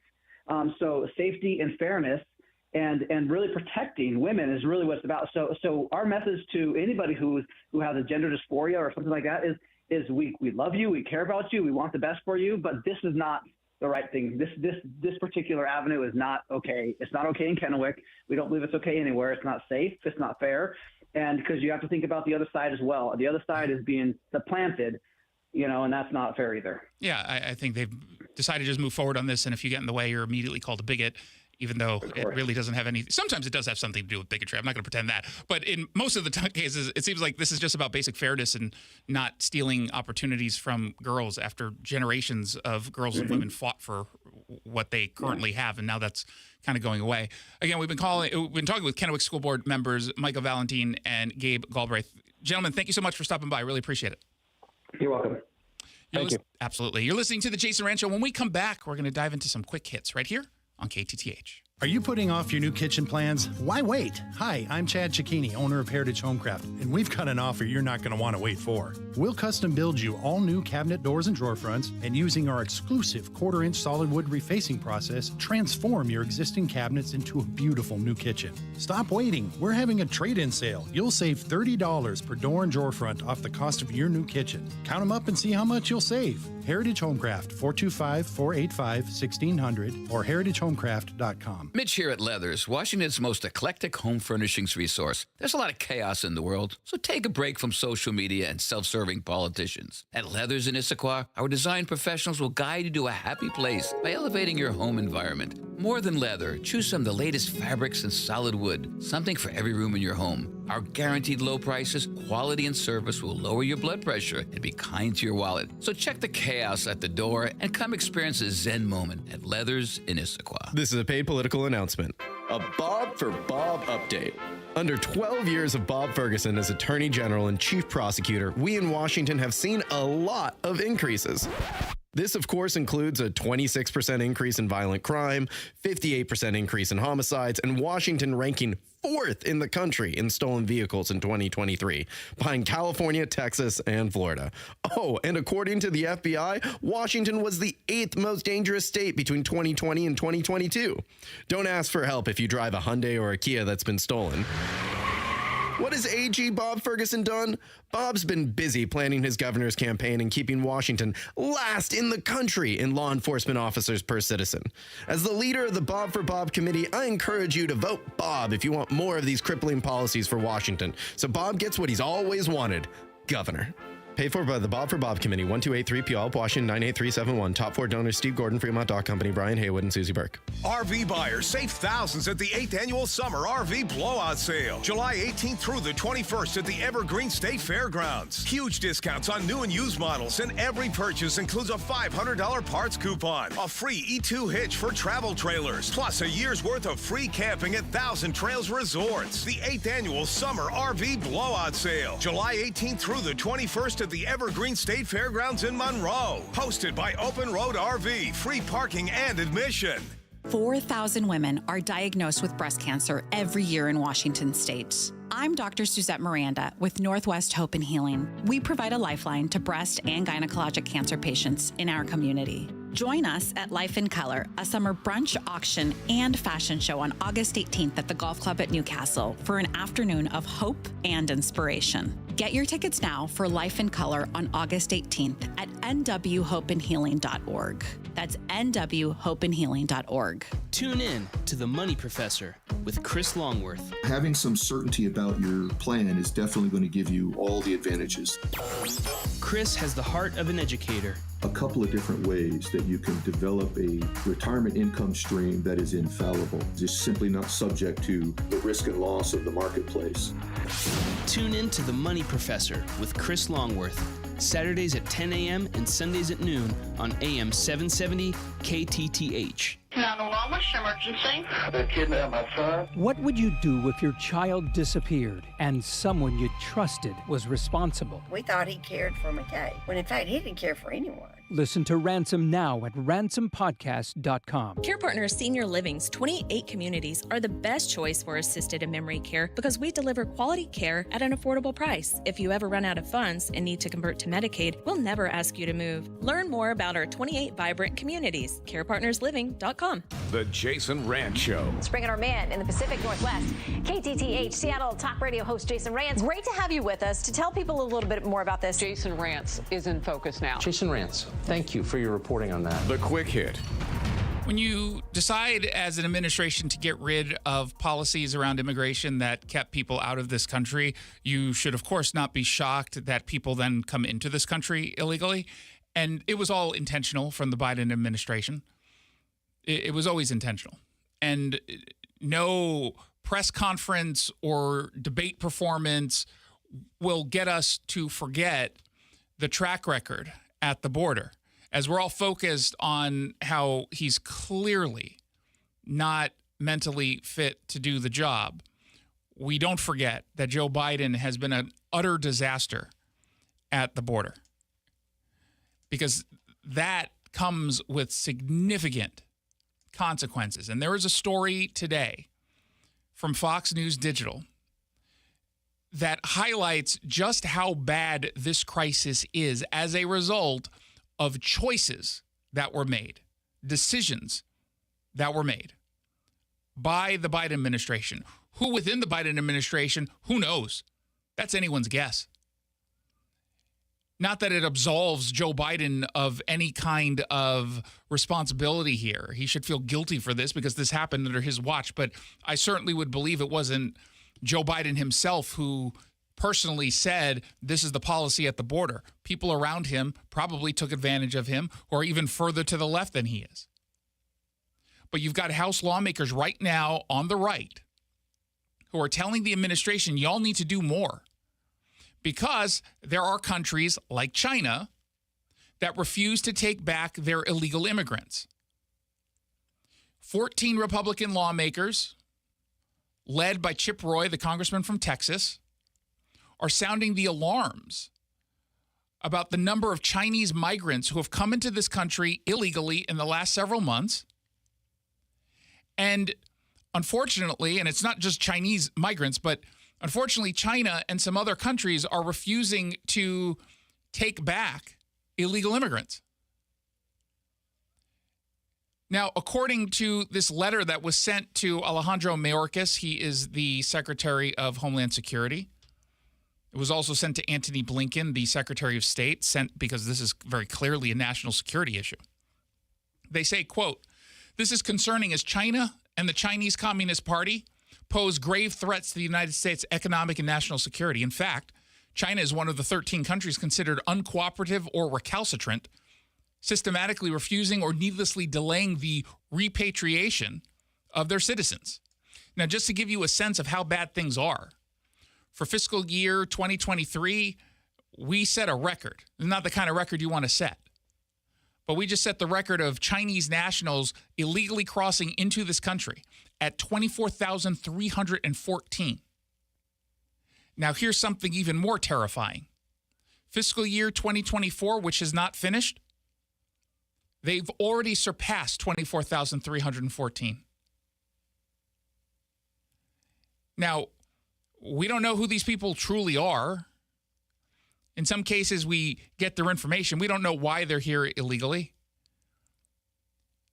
Now, are the majority of them probably here for a better life because living in communist China is not ideal? Sure.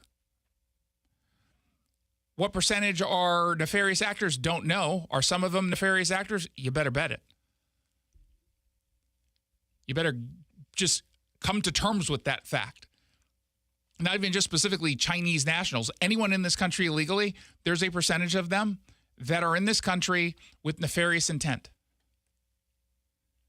And even though we don't talk about the fentanyl crisis as much tied to China, the fact of the matter is, as Christopher Wray pointed out, the FBI director, they're the ones who are funneling the source material, as it were, the ingredients for fentanyl to be manufactured in Mexico. The vast majority of the fentanyl in this country comes from the cartels in Mexico, sourced from precursor chemicals from China. Right. And then is trafficked here or distributed here primarily by violent gangs. We need to be trying to hit all of those different choke points. We clearly have to go after the money. After all, this whole thing is profit-based, right? So we need to figure out better ways to go after the money. Now, have they been coming in this country to maybe smuggle some drugs? Don't know. Are they here for the purposes of spying? Possibly. If we're not getting a giant balloon, a spy balloon over this country, we might be getting literal spies coming in illegally knowing that they're going to be able to stay here. Because China just says, we're not interested in having them back. This despite the fact that the Department of Homeland Security touted a large charter flight filled with Chinese nationals. It's the first large charter flight back since 2018. Look at all the people we're going to deport out of the 24,000 plus. It was fewer than 150. Fewer than 150. In fact, only 288 Chinese nationals were removed in fiscal year 2023. 288. Out of the 24,314. Now, China can continue to do what they're doing, and they probably don't care at all if it upsets the Biden administration, of which they are clearly taking advantage. They don't care. Now, what could have prevented this? Remain in Mexico policy that the Biden administration chose to get rid of. I mean, it's in the name what it does. You remain in Mexico as you await the hearing that you might get in front of a judge at some point to make your case as to why you are deserving of asylum status. The fact of the matter is, however, even the 116 Chinese nationals who were repatriated, we don't know any of their information. We just have a number, basically. And so the group of lawmakers, Republicans, are saying, yeah, hey, guys, can you tell us who the 116 Chinese nationals were? Could you tell us whether or not they have criminal charges to their names or any gang affiliations or any links to espionage, spying? Can you give us any of that information? We would love to know. How did you even find these 116 or choose these 116 to send back? I mean, I'm assuming that there's a special threat of the 116, given that you've got 24,000 plus. You chose these 116. Why? Give us that information. Now, I don't know if we'll get that information at any point soon, but I do know that this push comes as the border issue and immigration, illegal immigration, remains either the top or top two issues for most voters in this country, according to the polls. It continues to be a mix of either economy or general economic issues and immigration. Two issues that, of course, hurt Joe Biden and help Donald Trump. Which is why all of a sudden you're hearing the Biden administration tout some of its efforts. Efforts that only came because they're looking at the polls, they're looking how they're doing, and they know that this is a huge vulnerability. They know it's huge. And there was nothing at today's press conference that should give anyone any hope at all that this is going to get any better anytime soon in any meaningful way. 1-800-465-8770 for your text messages. 1-800-465-8770. You're listening to The Jason Rantz Show.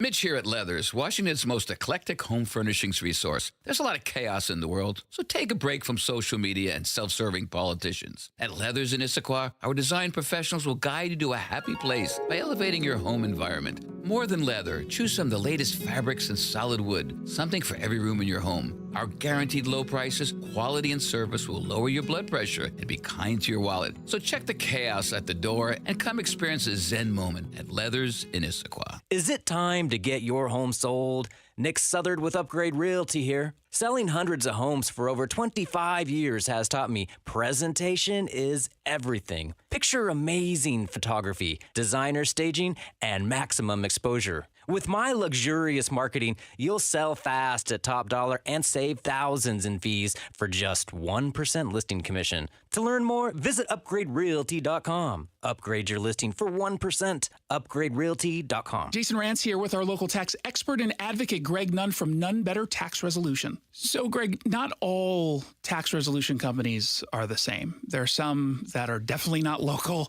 There are others that don't quite know what they're doing even. Well, I tell you, these ads that all of us hear, Fresh Start program, they make you feel like, hey, man, I can just easy peasy get my taxes written off. No.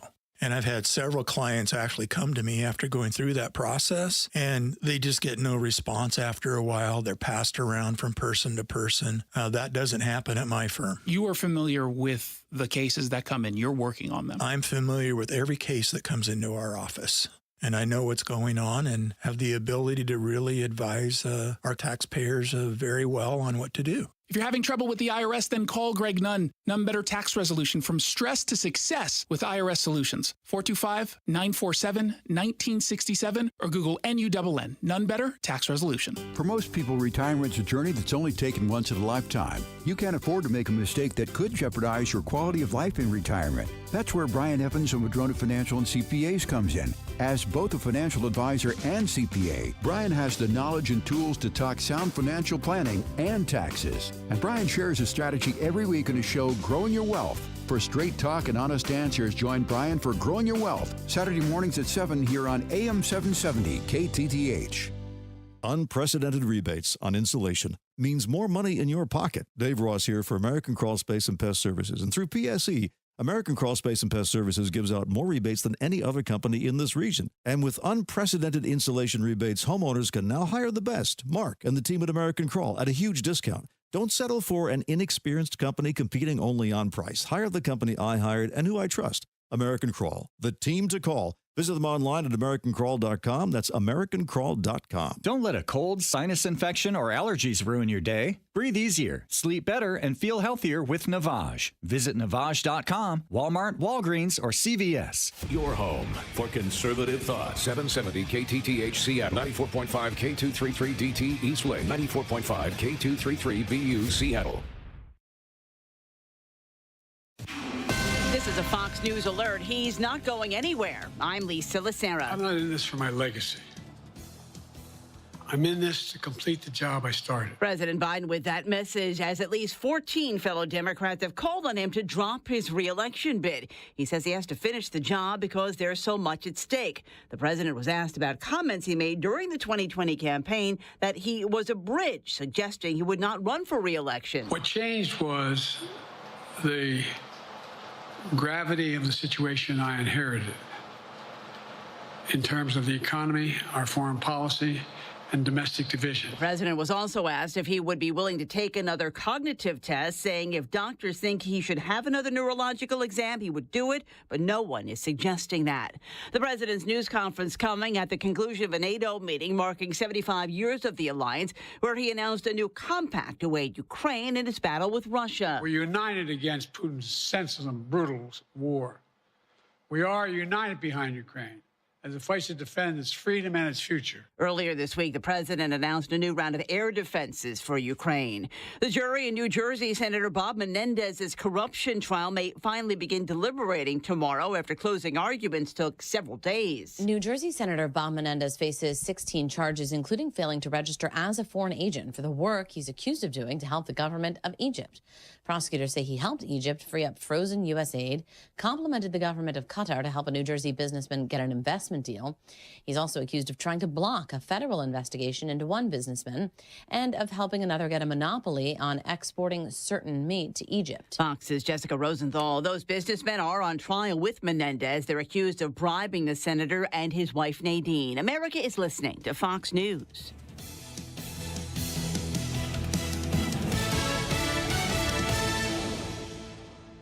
Did you know you can get your prescriptions for less at your local pharmacy? You can with GoodRx. It's the free app that can save you money on your medications. Just search for your prescription, choose the pharmacy and the price that works best for you, and then show your GoodRx coupon to your pharmacist at the drop-off counter. GoodRx works at over 70,000 pharmacies, including Walmart, Rite Aid, and Walgreens, and it works whether you have insurance or not.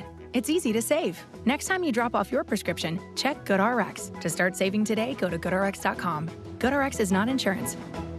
Getting quality employees to fill positions in your company is essential, but finding those people can be a major hassle unless you use ZipRecruiter. ZipRecruiter makes finding quality people a breeze. ZipRecruiter's advanced technology identifies candidates with the right skills, sends you great matches, then you can easily invite them to apply. 4 out of 5 employers who post on ZipRecruiter get a quality candidate within the first day. See for yourself.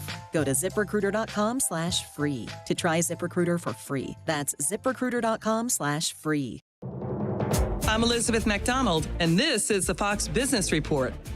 Investors pulling back from big tech Thursday, driving the NASDAQ and the S&P 500 indices to their worst days since the end of April. NASDAQ down 364 points, almost 2% of its value. The S&P 500 lost 49 points. The Dow closed 32 points higher. The annual inflation rate hit 3% in June, according to the Commerce Department's Consumer Price Index. Overall, consumer prices were 0.1% lower than May, but food and housing costs were still higher. San Francisco Federal Reserve Bank President Mary Daly says there is the data to justify an interest rate cut. Based on data from inflation, unemployment, and the gross domestic product, she suggested there could be 2 rate cuts before the end of the year. The Biden administration paying $244 million to expand and update the federal government's Registered Apprentice program. For the Fox Business Network, I'm Jack Callahan, invested in you.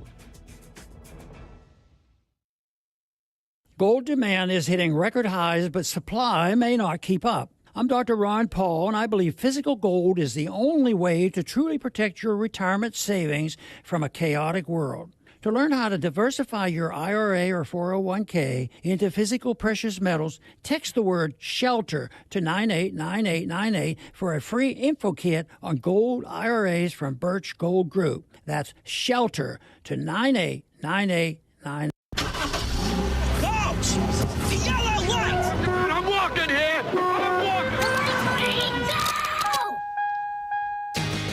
Good afternoon and welcome to the Jason Rantz Show on AM 770 KTTH, streaming on the KTTH smartphone app. Donald Trump will be our next president. That is what's trending, brought to you by Legacy Group Capital Construction Loans. What's trending on the campaign trail? There was a meeting earlier today with Democrat House members, and they got together to discuss the Joe Biden saga, the campaign woes. Because enough people realize that Joe Biden on the ticket is a guaranteed win for Donald Trump. Now, as a Republican, as a Trump supporter, I'm totally okay with that. In fact, I want to say here and now that I give my full-fledged support for Joe Biden staying on the ticket. In fact, I find it to be un-American to try to get him to drop out of this race. How dare people? The people have spoken. We, the people, have spoken. It's undemocratic for sure, right? It's the elites trying to get him off. How dare they? So I am a big fan of Joe Biden staying on the ticket, especially because it's been amusing today to watch him try to prove that he's not a barely walking corpse. He did a trot today when he got off of a plane. And by trot, I mean he took 2 steps that were somewhat rapid before then ultimately slowing down and then walking the rest of the way.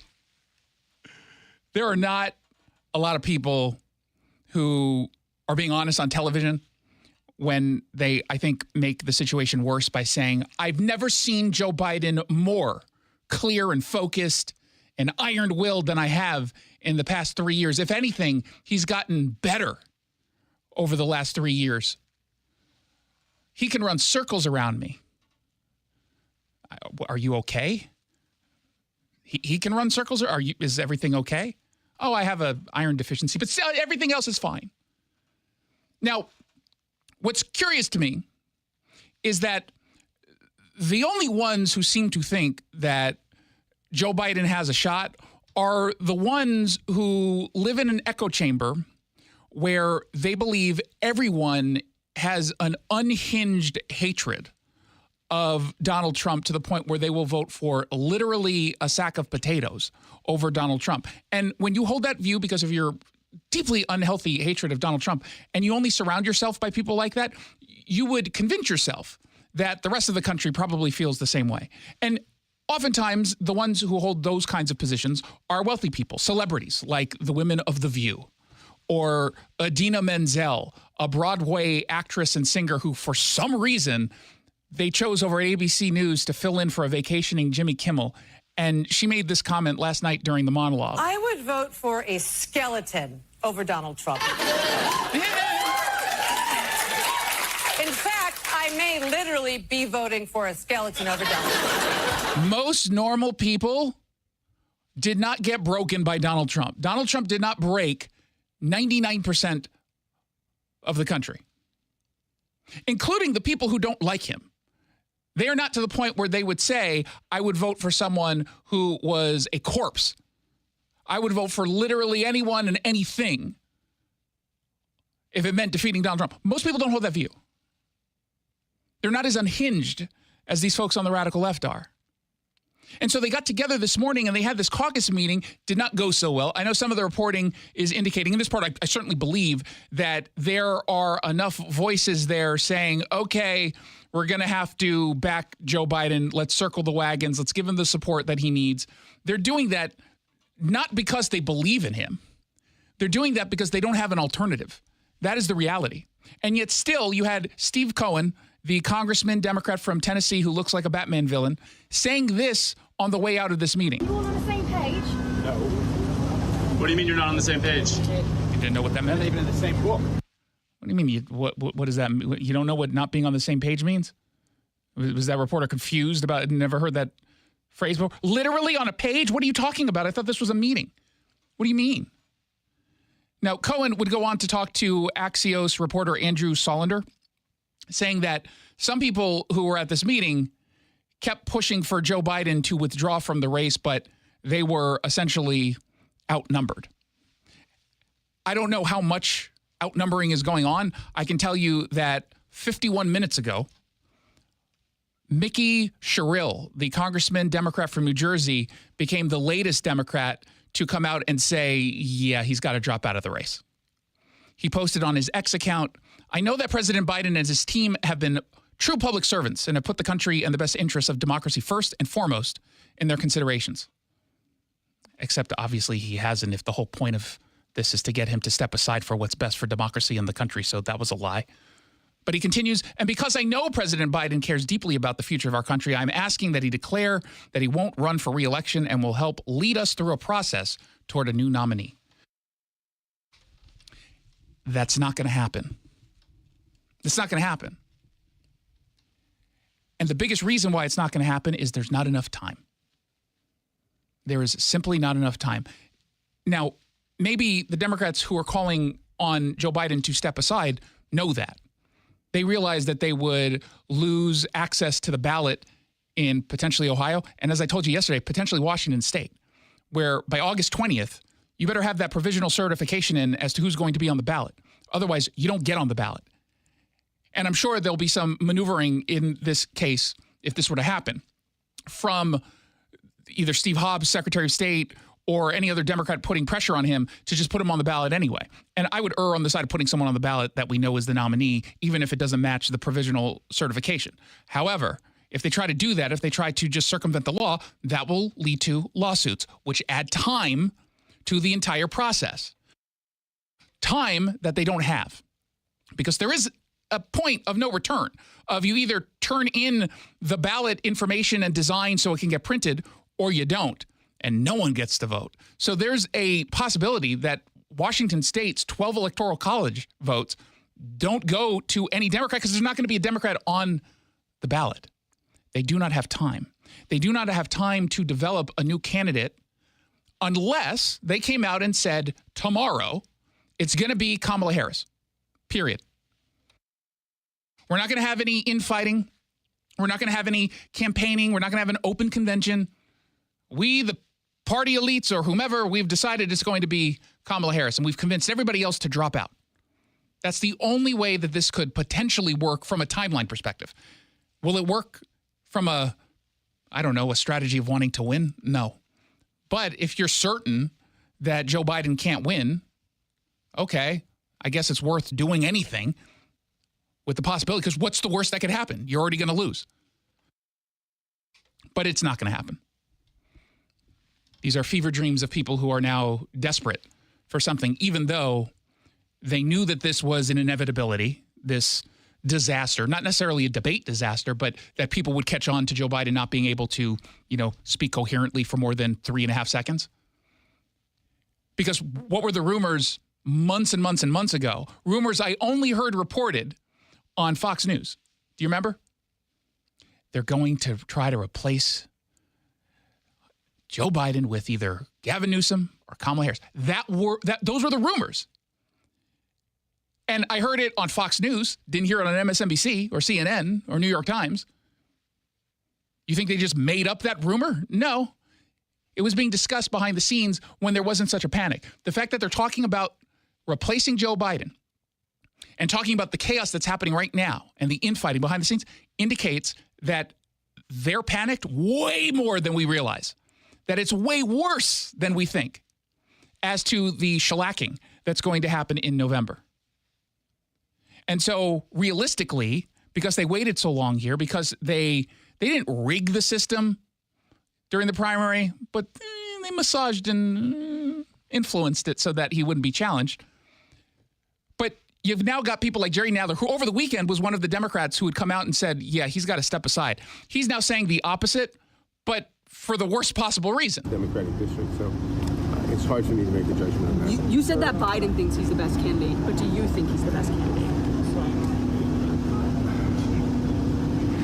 Yes, at this point, he's the best candidate.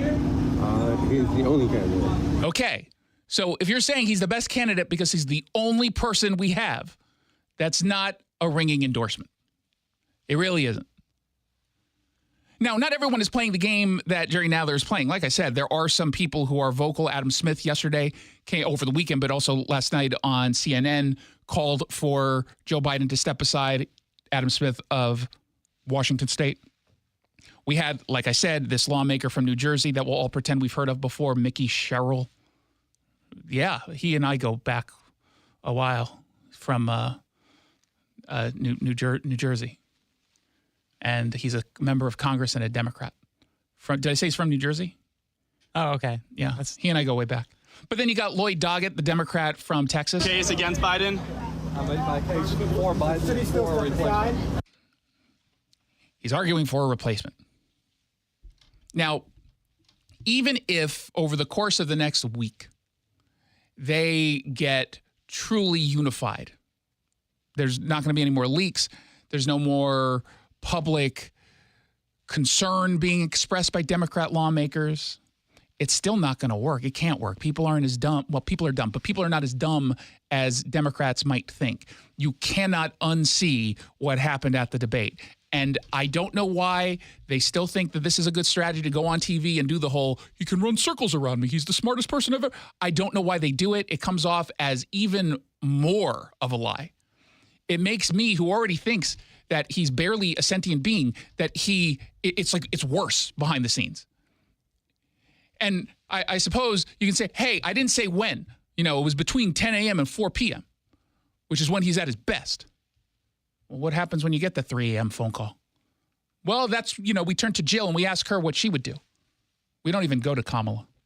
This is not going to work. And I don't know. To me, this was, I'm hoping, if I'm a Biden supporter, I'm hoping no one saw this interview on NBC News in which they had on a neurologist, Dr. Tom Pitts, who just completely drops a hammer on Joe Biden. Oh, yeah, I see him 20 times a day in clinic. I mean, it's ironic because he has just such classic features of neurodegeneration. I mean, word finding difficulties, and that's not, I couldn't find the word. That's from degeneration of the word retrieval area. He's also overcome stuttering, though. Could that be part of that, too? No, this is not a palatal issue or a speech discrepancy, which is very different from a lemon node dysfunction, actual word retrieval, where you pick a similar question or talk around the issue, plus the rigidity, monotone voice. Wait, go back to that, the rigidity. What do you mean? Rigidity, loss of arm swing, standing up lordotically. You notice when he turns, it's kind of en bloc turning. It's not a quick turn. So that's one of the hallmarks of Parkinsonism is rigidity and bradykinesia, slow movement. And he has that hallmark, especially with the low voice that said was a cold hypophonia. A small monotone voice like this over time is a hallmark of Parkinsonism. I could have diagnosed him from across the mall. That's not good. You don't want that on NBC News. You can't just dismiss this as right-wing media putting up the quacks to go after Joe Biden. This is NBC News. This is a left-wing media outlet. You have the New York Times piggyback on the New York Post saying that this neurologist, this Parkinson's specialist, visits the White House 8 times. You had yesterday this total debacle of Karine Jean-Pierre, and I could just stop the sentence there, but she decided to make questions about this doctor visit somehow even worse than it was. Oh, but you see, overnight, the White House doctor released a statement totally clearing the president. Oh, okay. Again, what are they telling you to do? Ignore what it is you're seeing. They did this for how many years at the border? 3 years? Oh, no, there's no issue at the border. I'm looking at the video. No one's coming over here illegally. It's totally secure. Mr. Mayorkas, I literally have the video here of scores of people. It's fake.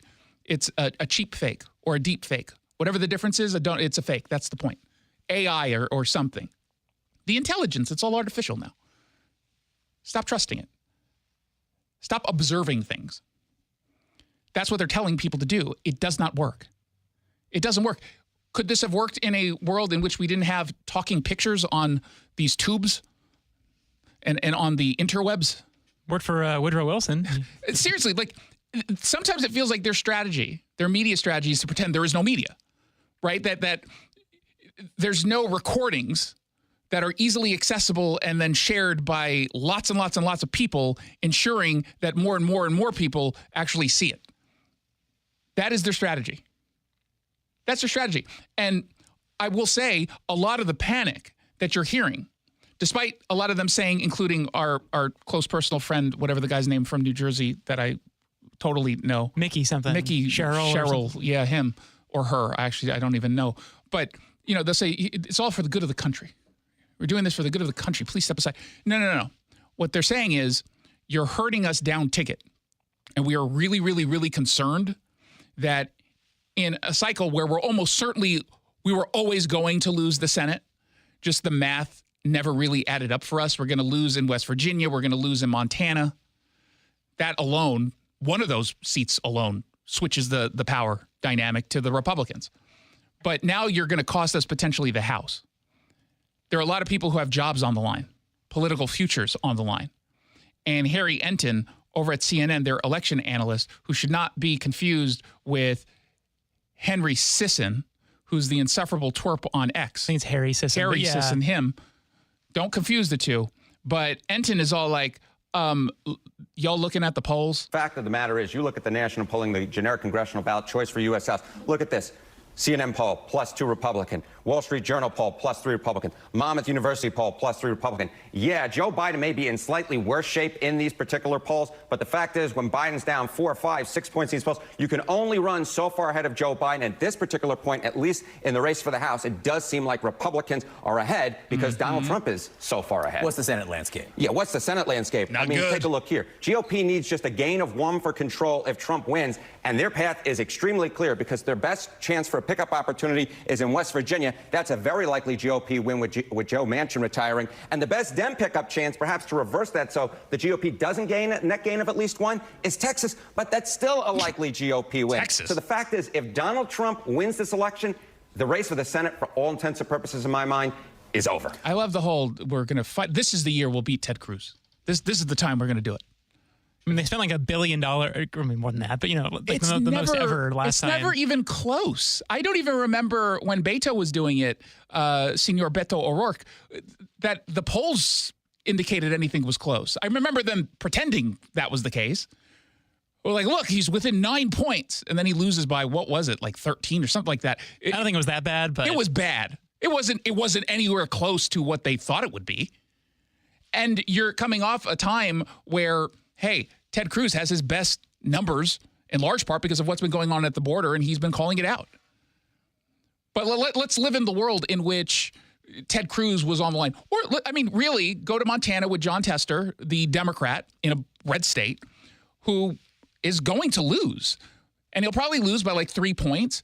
If you're right now neck and neck with anyone, and you're a Democrat, you're going to be concerned that Joe Biden's going to convince people not to vote, or just to judge all Democrats the same way.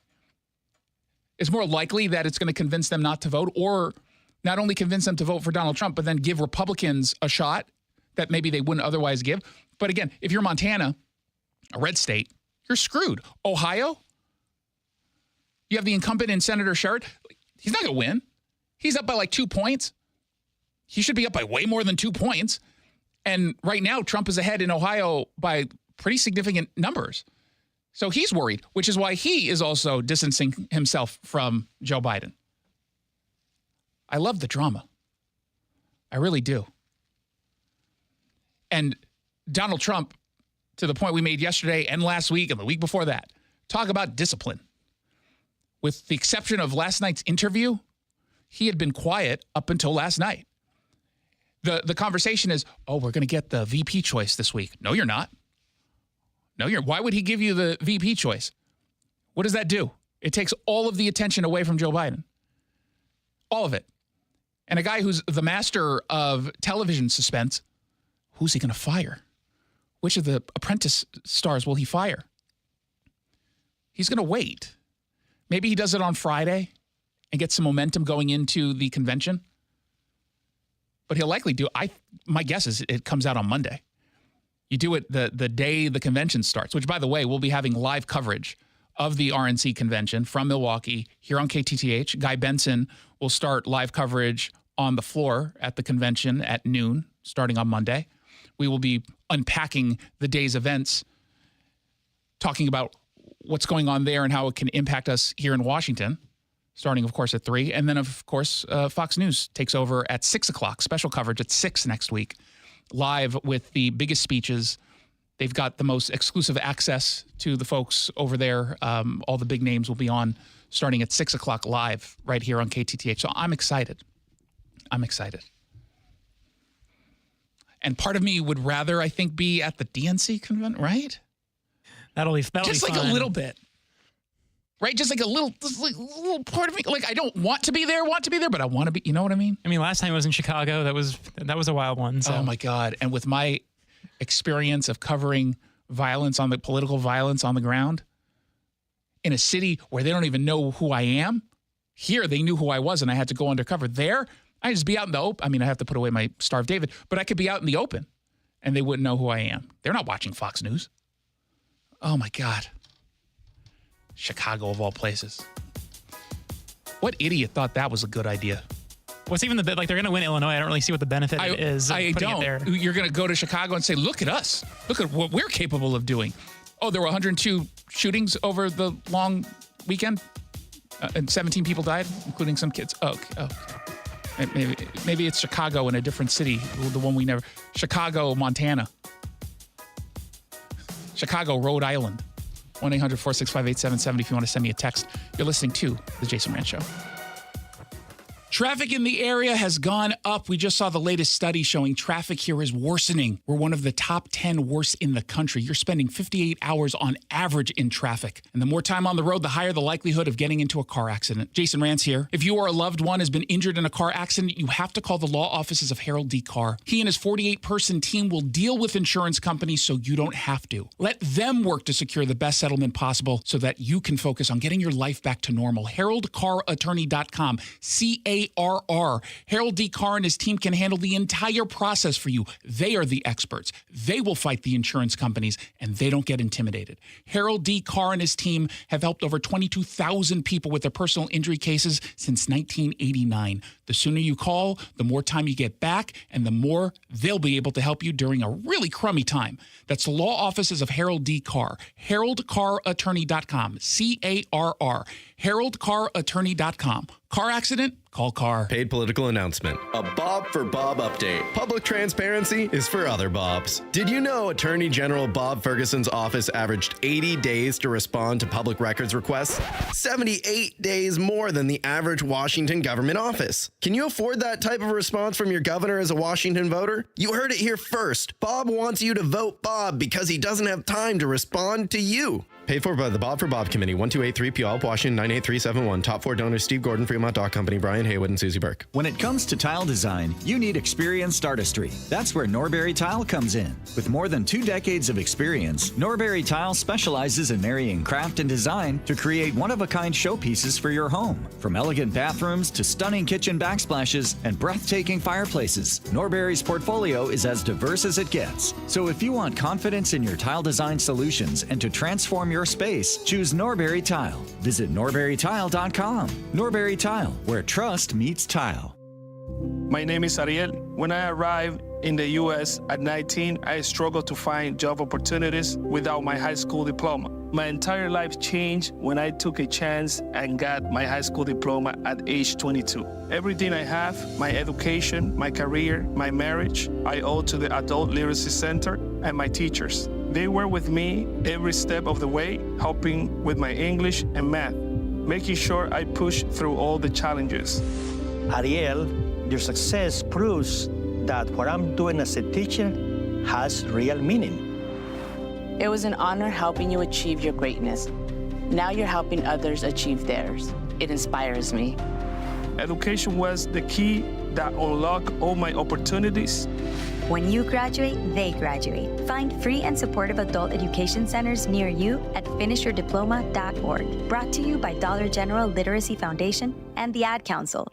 Hey, John, why so glum? I just got let go. The company's downsizing. This is the 3rd time in the last 2 years. I'm done with this. Have you thought about My Computer Career? I've heard they can train you for a career in IT in just a few months, including cybersecurity and the basics of AI. And you don't need prior training or experience. Now that's a recession-resistant career. Wow, thanks. I'll check them out. Go to mycomputercareer.edu and take the free career evaluation. mycomputercareer.edu. Financial aid is available for qualified students, including the GI Bill. Did you know your life insurance is an asset you can sell? I'm Jay Jackson, CEO of Abacus Life. For almost 20 years, Abacus has been purchasing life insurance policies from seniors just like you. And at abacuspays.com, we've created a free policy value calculator so you can find out the worth of your policy in just seconds. There are no fees and no obligations. Get real value from your life insurance when you need it with Abacus. Learn more at abacuspays.com. Not all policies will qualify. Not available in all states. Welcome back to the Jason Rantz Show. Thank you so much for tuning in. I really do appreciate it. There's another contrived controversy around the pride flag at a local council. This time, we head on over to Pierce County, where the council is dealing with this contrived controversy, which I will say contrived a little bit on the part of the Republican here, even though I get her point. But the way Councilmember Amy Kruver is dealing with this is odd to me. She's saying she's not going to sit in the council chambers for the month of July because that's when the pride flag is on display. In Tacoma, the weekend pride event is coming up this weekend. I don't know. I never understood why Tacoma does it in July when June is LGBT Pride Month, but I think they didn't want to compete with Seattle, I guess, or wait to see how they would screw up and then just, not do what they did, I guess. But she's saying she's not going to sit in the council. She's going to join the council via Zoom each time. Now, if she turned this all into a principled position of just simply not wanting to support fringe left-wing gender politics that are now directly tied to the flag, or just not thinking we should fly any flags outside of the American flag and the state flag, I totally would understand, and I would be in total agreement with her. Unfortunately, the pride flag has become a left-wing political symbol. It's not something about pride anymore. It's about accepting specific policies and ideologies that tell you there are 17,000 different genders that you can hold at any given time of the week, depending on your mood. Sometimes you can not have any gender at all. How that works, I don't know. They just say it works. And if you disagree, well, you're a bigot.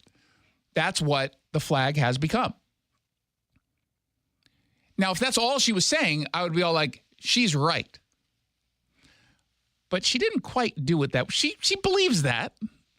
But the way she framed it when she spoke at this last meeting right before the holiday was that she gets distracted and she can't really do the work that her constituents want her to do because the flag is very traumatizing. Some people are wondering why I'm not in chambers, and due to restrictions that are on member communications, I kind of prepared a statement to share why I'm participating on Zoom rather than in chambers. And apparently Fox News is very interested on why I'm not in there. Ooh. Fox News, you say?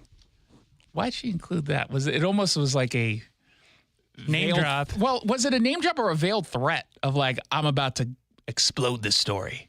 I couldn't quite tell, but she was very excited. But my reasoning is how life is full of distractions and disruptions, and it's also full of memories and experiences that can trigger emotions or feelings associated with tangible items. And the majority party declares diversity, inclusion, unity, and family-friendly events and such with next week's Pride Proclamation, and it's now displaying that community's flag in chambers. And I just found myself at odds with my responsibility to focus on the people's business while in chambers and being distracted with the memories or thoughts that the flag creates in my mind. That's crazy. That's a nutty, almost liberal style argument. To say that because the flag is there, I can't stop but wonder about the trauma that this brings up in my, like, really, come on, relax. And the funny thing is, like, I otherwise completely understand her perspective and agree that the flag has become something more than just a symbol of tolerance. It clearly has become something more. It morphed into something else. But I can't be here because I find it distracting? Really? I mean, really? So she explains why she finds it distracting. And again, the reason she is critical, I get. And she was bringing up different images that she found to be disturbing that's all tied to the movement, including surgical photos, the kinds that even I wish, man, I'm already on your side. I don't need to see the photos, man. It's so, or I don't need to see them. It's really disgusting. It's really disturbing. Then she pulled up photos of Drag Queen Story Hour. And there are pictures from Drag Queen Story Hours. And I don't understand why a grown man in fishnet is supposed to be entertaining to children. In fairness, that probably is entertaining to children. It's probably offensive that they're laughing and pointing, right? Look at the man in fishnet stockings. That is funny. It could also be inappropriate at the same time. You're laughing at it. You think that that's funny. Big burly man. Well, yeah. Fishnet stockings. The absurdity of it is funny. Yeah. That is, we can at least acknowledge that. And also, this picture scares me, and I can't imagine what it does to children. Again, no family value. And there are pictures that I wish I could get out of my mind, like a mom taking her toddler to watch a bent-over adult shake and shiver with what appears to be a naked backside, and that is not family-friendly. And I've got a little girl looking at grown men dressed in BDSM leathers wearing neoprene dog masks. You know, in my world, that is child abuse. And then I'm pretty sure that children can read the background where, again, we're looking at a show going on, and in the back it says, it's not going to lick itself. Again, not family friendly. Never thought I'd hear her quote that. Now, is she right to point out that this is not appropriate for kids or even some adults? Yeah, 100%. But of course, she couldn't, and I don't know why, just focus on that. I honestly don't understand the distraction part. You can get over it. You know what's a distraction? Being on Zoom and then thinking to yourself, why am I on Zoom? Oh, because I get distracted by the flag that's in that. Oh, now I'm distracted by thinking about the distraction of the flag. Just using her arguments. And I'm assuming she knew that this would get framed by the Tacoma News Tribune and the Seattle Times as she's just this big bigot. She gives the opportunity to Ryan Mello, a council member who's gay, to jump on his soapbox and talk about how he's all about tolerance and acceptance, and if only everyone were a hero like he were, less kids would be killing themselves because of the cruelty of the language coming from people like Kruger. I'm quite pleased that this council has decided to raise a symbol of inclusion, love, and welcoming for all people in our community. It is... Except for the folks who are on the different political side than you, especially if they're motivated by a religious perspective, then they're not really welcome. He doesn't sound all that excited and pleased, does he? He sounds confused almost, like I'm trying to come up with a inspirational speech at this moment because I did not plan for Kruger to say what it is she said. He sounds a little taken aback. Yeah, it's just like, I need to slowly, I'm having a bite and never mind. Proudly in council chambers, and we'll be bringing forward for the fourth year in a row a Pride Proclamation next Tuesday, where many diverse folks will be here to celebrate inclusion. Many diverse folks will be here. Why not just call them tokens? Because that's how you're treating them. Why not just say, I brought a wonderful display of people who are human props that I can point to show how inclusive we all are? Why not just be more blunt? Just be honest instead of trying to talk around it, because to me it sounds even more offensive. Why'd you invite me? Oh, because you're a woman. So? Well, with a beard. Why do you think we brought you? Oh, so I'm just, okay, got it, thanks. In our community. It is a symbol of inclusion, love, and welcoming for all people. You said that already. So and, you opened with that. I would encourage us to be inclusive. Look at the diversity and humanity of the community that we are trying to lift up, and not continue to other the community, because those kinds of diversity statements and attacks really is dangerous and causes tremendous harm to folks who are very vulnerable. Does it? He has the up inflection at the end of his sentences. Do you notice that at the end? We got it. Anytime someone is critical of anything having to do with activism within the LGBT community, it leads to death. And if not for people like you standing up against all the bigots, there would be more victims or something. Thanks, Ryan. That was just like, how many buzzwords can I pack in 1 minute, basically? And it was like the same buzzword. There were like 4 buzzwords, just used 12 times each. You don't get extra points for that. Ugh. But he talks about how some of the views of Kruger are quote unquote antiquated. I'm not sure she delivered anything that was antiquated. Again, I think taken just as the examples, without any context beyond that, antiquated. I think most people agree that drag shows for young kids are not appropriate, that showing pornography or depicting sex in extremely graphic ways in books for children, not appropriate. Most people agree. Ryan Mello is on the side of fringe. And the way they win arguments is by throwing in all those buzzwords into these self-righteous speeches and then ending with, and if you disagree, you support the suicide of young gay kids. There's a 7-year-old trans kid right now who's listening. What message do you want to send? Oh, God, what is it? Them. Oh, no, she? Her? Okay. What message do you want to send her? Are you sure? Okay. No, it's her? Okay. Well, because if he gets it wrong, he might contribute to go through like the Rolodex, right? Well, then in fairness, the name was Chris.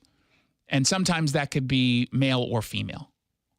And when all you know, it's a 7-year-old who's trans named Chris, what are you supposed to do? How's it spelled? With a K. Yeah, it makes it even more ambiguous. And an umlaut. Oh. Over the I for some reason. I think they just put 2 dots over the I by mistake. I guess not. Oh, my God. Seattle Times says this month was the first time the pride flag was displayed in council chambers after years of heated debate between Republican Executive Bruce Dammeier and the council's Democratic majority over displaying the flag within and above county buildings. Dammeier has barred the pride flag from flying over county buildings, but the council has control over its chambers. Can someone just get in Kroover's ear and say, just relax it with the distraction part? It's not a good argument. It's just focus on the substance here, and you'll be much better off. It'll be harder for the Times or TNT to attack you. They'll still attack you, no doubt, like they did to the mayor in Newcastle. I almost said Milton, the gem of Pierce County. He very clearly wasn't like dissing gay people. He was talking about how there's too much hate within the activist community, and he's 100% correct.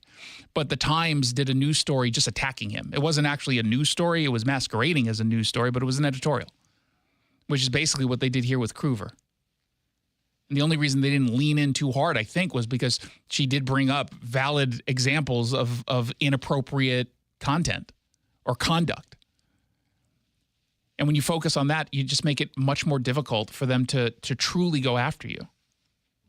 And by the way, Kroover's all excited that Fox News reached out. We reached out. Did we get a response yet?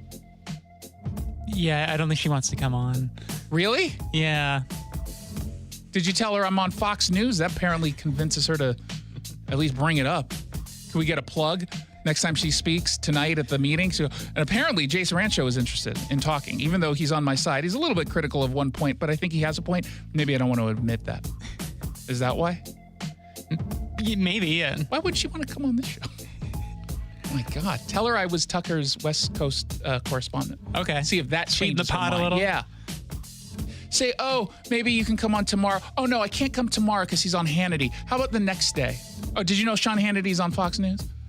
Oh, tonight I'm on Fox News at night. Be super ostentatious about it. Just be like, hey, Jason was thinking as he was headed to Fox News at night studio tonight, maybe you would want to come on tomorrow. Did I tell you he's on Fox News at night? He was just on Varney. Did you see it? It's the Jason Ranch Show. Summer is the time to feel and look your best, but I'm not talking about your abs or tan. Guys, I'm talking about your hair.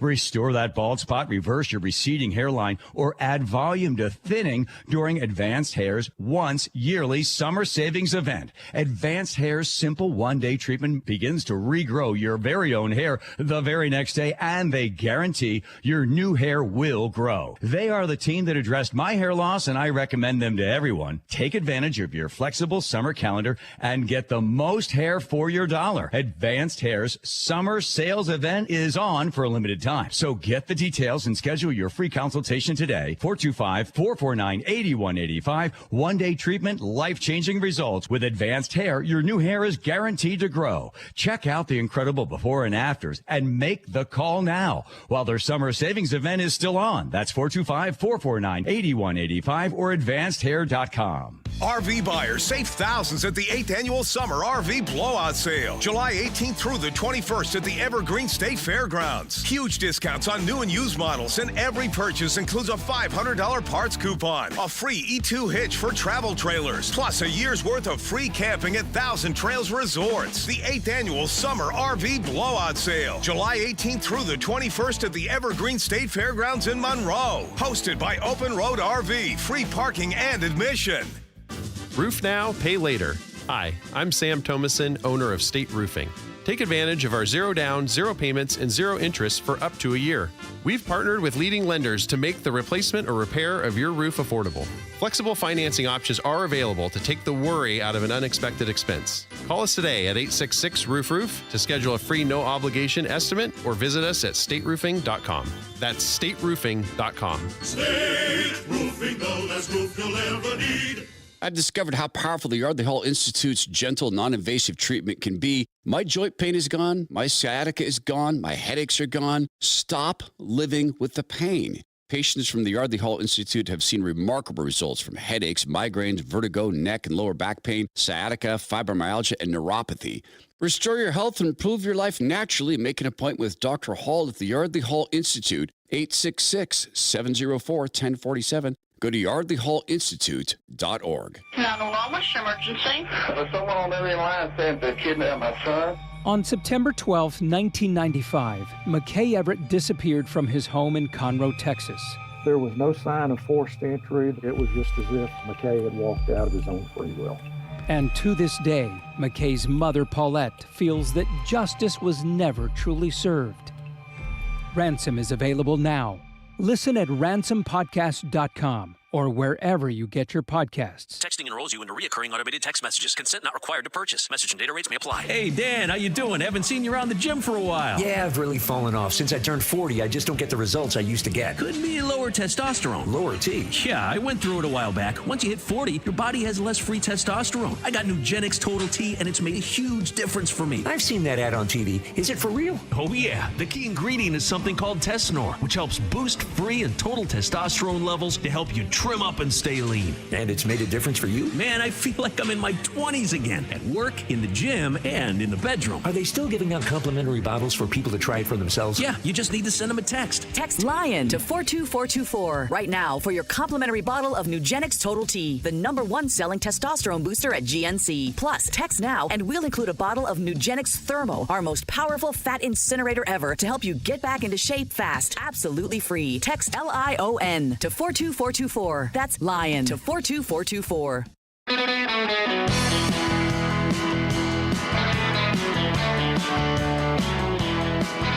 Welcome back to the Jason Rantz Show. Based on this story in the Tacoma News Tribune, I think we're supposed to murder a whole bunch of green crabs for being an invasive species, but it kind of seems like this is irresponsible and arguably a little bit ableist because some colorblind person is going to kill the wrong crab and then end up going to jail. Oh no, that was Dungeness. Right? It's like I thought it was green, not red. I thought it was green. I promise. I'm colorblind. I saw this story and I did not know that European green crabs are considered to be one of the world's worst invasive species and a significant threat to the health of Washington's marine waters. That, according to the News Tribune. European crabs. Xenophobic much? Thank God they're not Palestinian. Oh my God, imagine those riots that would break out if one single Jew kills a green invasive crab. You know what's going to happen, right? Yeah. They say their destructive tendency damage both critical habitat like eelgrass beds and other native species. Stena Troyer is a science specialist. What does that, you mean a scientist? What is a science specialist? What does that mean? She's really good at science. But not a scientist. She's a specialist. Well, what's a scientist then? Not a specialist in science? Well, she's a science specialist at the environmental education nonprofit Harbor Wild Watch. I think the most concerning thing about European green crab is that they are excellent generalists, meaning they can eat all sorts of things. So they're not picky eaters. They have the potential to consume so many critical parts of the Salish Sea food web, including oysters, clams, and Dungeness crab, all of which happen to be things that people value eating too. They say that more than 105,000 European green crabs have been removed in our waters this year. 105,000. They say the tally recently hit, as of January 1st, 2022, the highest tally they had was 752,000. Now, is that a lot or a little? It sounds like a lot. I was going to say, sounds like a lot. Okay, here's why I ask.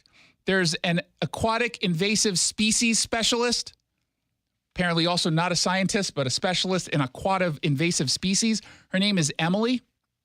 And she said to the News Tribune, this is actually really difficult to find. These shorelines are home to many types of native crab. So we're searching for maybe one crab out of millions that's an invasive European green crab. So how many other crabs are there? That there's 742,000 or whatever, but that's 1 in a million. So that's 1 in 7 point something billion, trillion, right? Am I doing the math right? I don't know. I'm not my strong suit. This is so weird.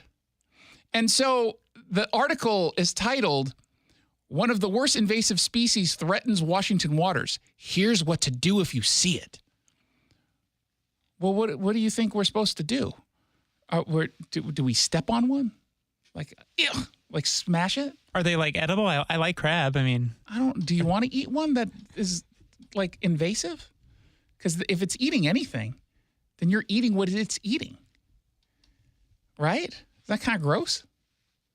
Well, if you put it that way, anything could be gross then, I guess. But they say you're supposed to report sightings immediately. They say the best way to identify them is by counting the 5 prominent marginal teeth located near their eyes. I would guess, and go with me on this one, the best way to identify a green crab is that it's green. And what's the response time on a crab sighting? Like, hey, I got one. Exactly. I see a crab. Hold on. I've been on hold for 30 minutes. No one's picking up. Where'd the crab? Oh, it went. Oh, he's swimming away. Oh. Crabs don't swim. Well, I know, but what do crabs do? Crawl. Do they crawl away? I guess. Do they? I don't know. They say, though leaving crabs in place might sound counterintuitive, the Wildlife Department does not want native species to be incorrectly identified and accidentally killed. Leaving the crab and reporting it allows partners to investigate findings and set traps. So you'll kill it then. You're going to set a little trap. What if the wrong crab goes in? Right? And are we assuming that the European green crabs are dumb and we'll just walk in? Because it sounds like they're probably kind of smart and they'll lure like Dungeness crabs in there. And then they'll eat them because they're stuck in the little thing, right? Trained or not, if you found a European green crab, report it immediately. If it is a dead crab or a molt, we request that you hold on to the specimen so it can be verified. You want me to hold on to a dead crab for how long? How long is it going to take for you to come to my apartment to check out whether or not I've got it? Can't I just send a photo? Let's say it's a dead green crab. I had nothing to do with it. It's dead. What do you care? Why do I have to hold on? For what? What am I holding on to it for? And let's say it's not. Same question. So now what? What are you going to do with it? You got 700 and something thousand in 2021 or 22. Hey, what do you want more? What are you hoarding dead European green crabs? They have a hotline that I'm not going to give out because no one's going to call.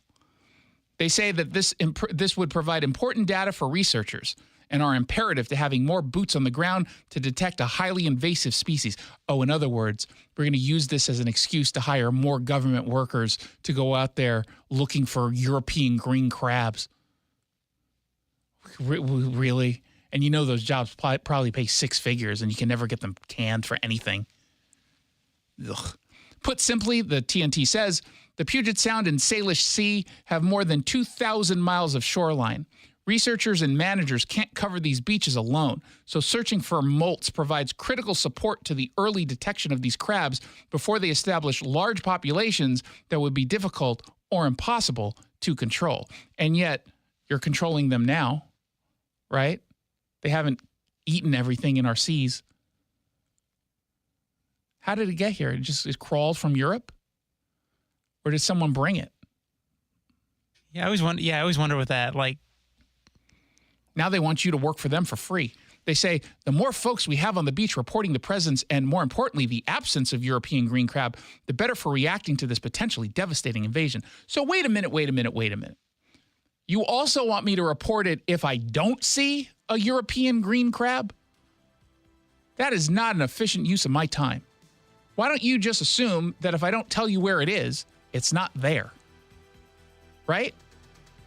And do they not move ever? Because they got here from Europe. So if I'm telling you this place is cleared of the European green crab, and you just say, okay, I guess we don't have to check that out, and it just moves on over to it. Sounds like we need to close the border. Oh my God. Well, you can't close a maritime border like that. It's like everything. I want crab now. I'm hungry. Like with some scrambled eggs or an omelet. It's a Jason Rantz Show. John Curley here for Longevity Medical Clinic. I have to tell you, I don't know where I would be in my life without Longevity Medical Clinic. I've been a patient for 15 years. It's so easy to get started. Schedule a free health analysis appointment online with LongevityMedicalClinic.com. During your visit, you're going to spend a full hour with your doctor to craft a comprehensive health plan tailored to your exact needs and lifestyle. I've been able to reduce my risk for serious disease like heart disease, diabetes, and cancer. Longevity will help you plan for long-term well-being and personalized health care. The approach is really simple. It's proactive. It focuses on prevention, going beyond the traditional model of just merely managing your symptoms and treating conditions as they arise.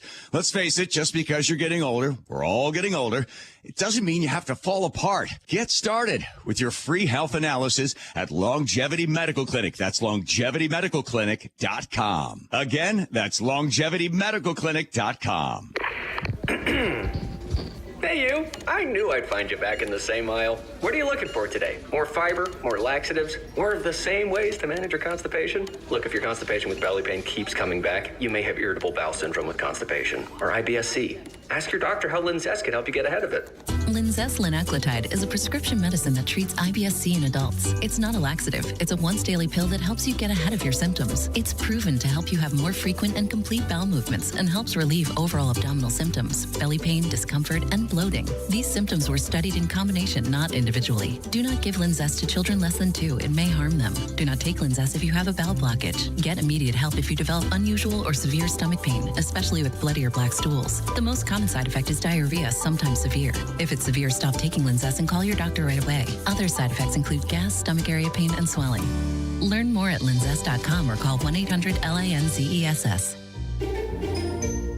At aimyourdigital.com, we'll help you target the right audience, build your leads, and crush your quota. Take your business to the next level. Our digital marketing strategies help grow awareness of your product or service, all while building trust in your business. Our approach involves leveraging multiple tools and strategies to deliver exceptional results that are customized to your unique business needs. Don't wait to run out of sales leads. Keep your business growing. Get started with aimyourdigital.com today.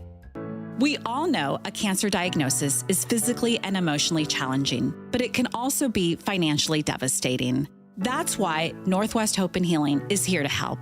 I'm Dr. Suzette Miranda, a plastic surgeon who is proud to be part of Northwest Hope and Healing's mission. We provide a lifeline for breast and gynecologic cancer patients by covering essentials like food, utilities, and childcare, so patients can focus on healing. Since the year 2000, Northwest Hope and Healing has distributed over $2.5 million to thousands of local cancer patients, and you can help us make an even greater impact. Mark your calendar for Life in Color, a summer brunch, auction, and fashion show on August 18th at the Golf Club at Newcastle. It'll be an unforgettable afternoon of hope and inspiration, celebrating local cancer survivors.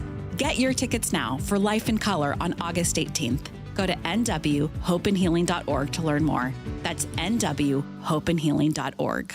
Call or click 811 before you dig. Anything that causes you to roll up your sleeves a little and dig in requires you to first connect with 811. Call or click 811 and visit safeexcavator.com. Don't let a cold, sinus infection, or allergies ruin your day. Breathe easier, sleep better, and feel healthier with Navage. Visit Navage.com, Walmart, Walgreens. Streaming live on the KTTH smartphone app. 770 KTTH Seattle, 94.5 K233DT East Lake, 94.5 K233VU Seattle. This is a Fox News alert. Staying in the race. I'm Lisa Lacera. President Biden fending off questions from reporters about his re-election bid, saying he's the person to keep Donald Trump out of the White House. I'm the most qualified person to run for president. I beat him once, and I will beat him again. But shortly after the president's news conference ended, Connecticut Democrat Jim Himes, the top Democrat on the House Intelligence Committee, said the president should step aside. As far as his performance at last month's debate, the president said his schedule is overloaded. I always have an inclination, whether I was playing sports or doing politics, just to keep going, not stop. I just got to just pace myself a little more. But the president said to allay fears, it's important for him to be out campaigning. South Carolina Republican Senator Lindsey Graham says he plans on writing the White House doctor. If the doctor doesn't understand that man needs a cognitive test, the doctor needs one. This needs to stop. I'm tired of being told there's nothing wrong with Joe Biden. On Fox's Jesse Waters Primetime, the president said tonight if doctors think he should have another neurological exam, he would do it, but no one is suggesting that. A second person has died in Vermont from flooding from the remnants of Hurricane Beryl. State police say a driver was swept away in his vehicle this morning in Lyndonville. The catastrophic rainfall dumped on the state comes exactly a year after central Vermont was hit hard when around 9 inches of rain fell in a 48-hour period. Beryl made landfall in Texas on Monday as a Category 1 hurricane. More than 1 million Texas homes and businesses are still without power, and utility officials in Houston say 500,000 of their customers still won't have electricity next week. Fox's Tanya J. Powers. Meanwhile, in the West, record heat is creating dry conditions, feeding wildfires. America is listening to Fox News.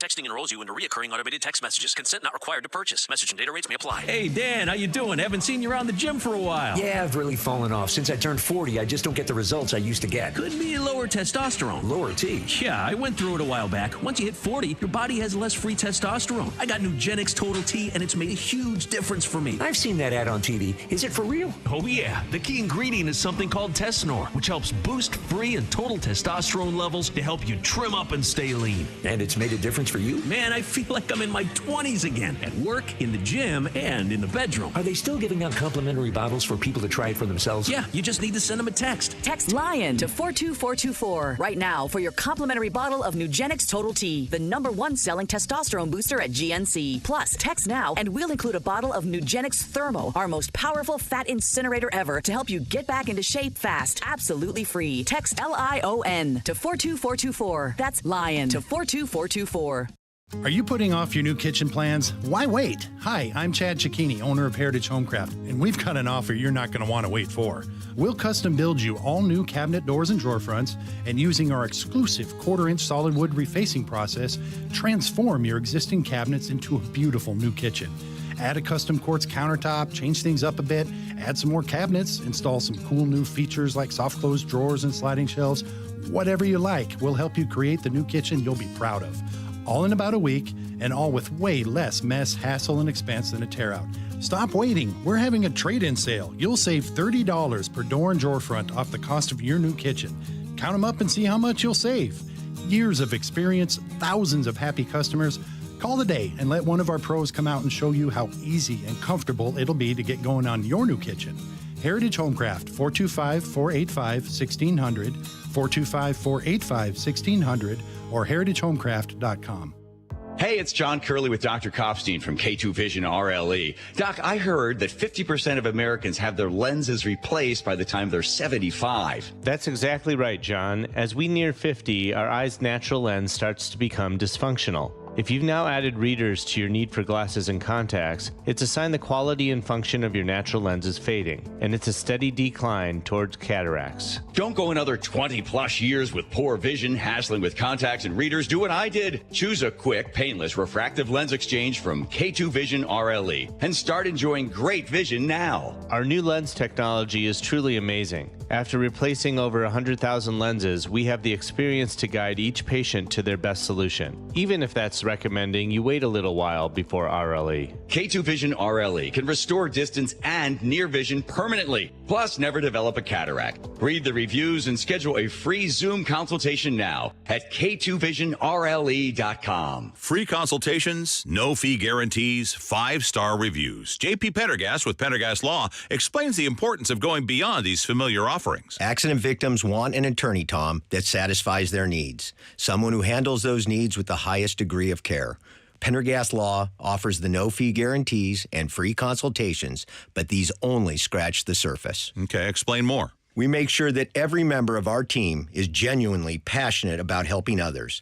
Customer service and communication are our top priority. It's how we take care of our clients so they always feel one step ahead of the insurance companies. Our strong reputation for high standards provides comfort and confidence when it's needed most. Pendergast Law offers the free consultations, the no-fee guarantees, and, of course, they are 5-star rated. But what really makes them different is their genuine passion for helping others. I can't recommend them enough. If you or a loved one has been injured in a car accident, call Pendergast Law. We can help. That's PendergastLaw.com.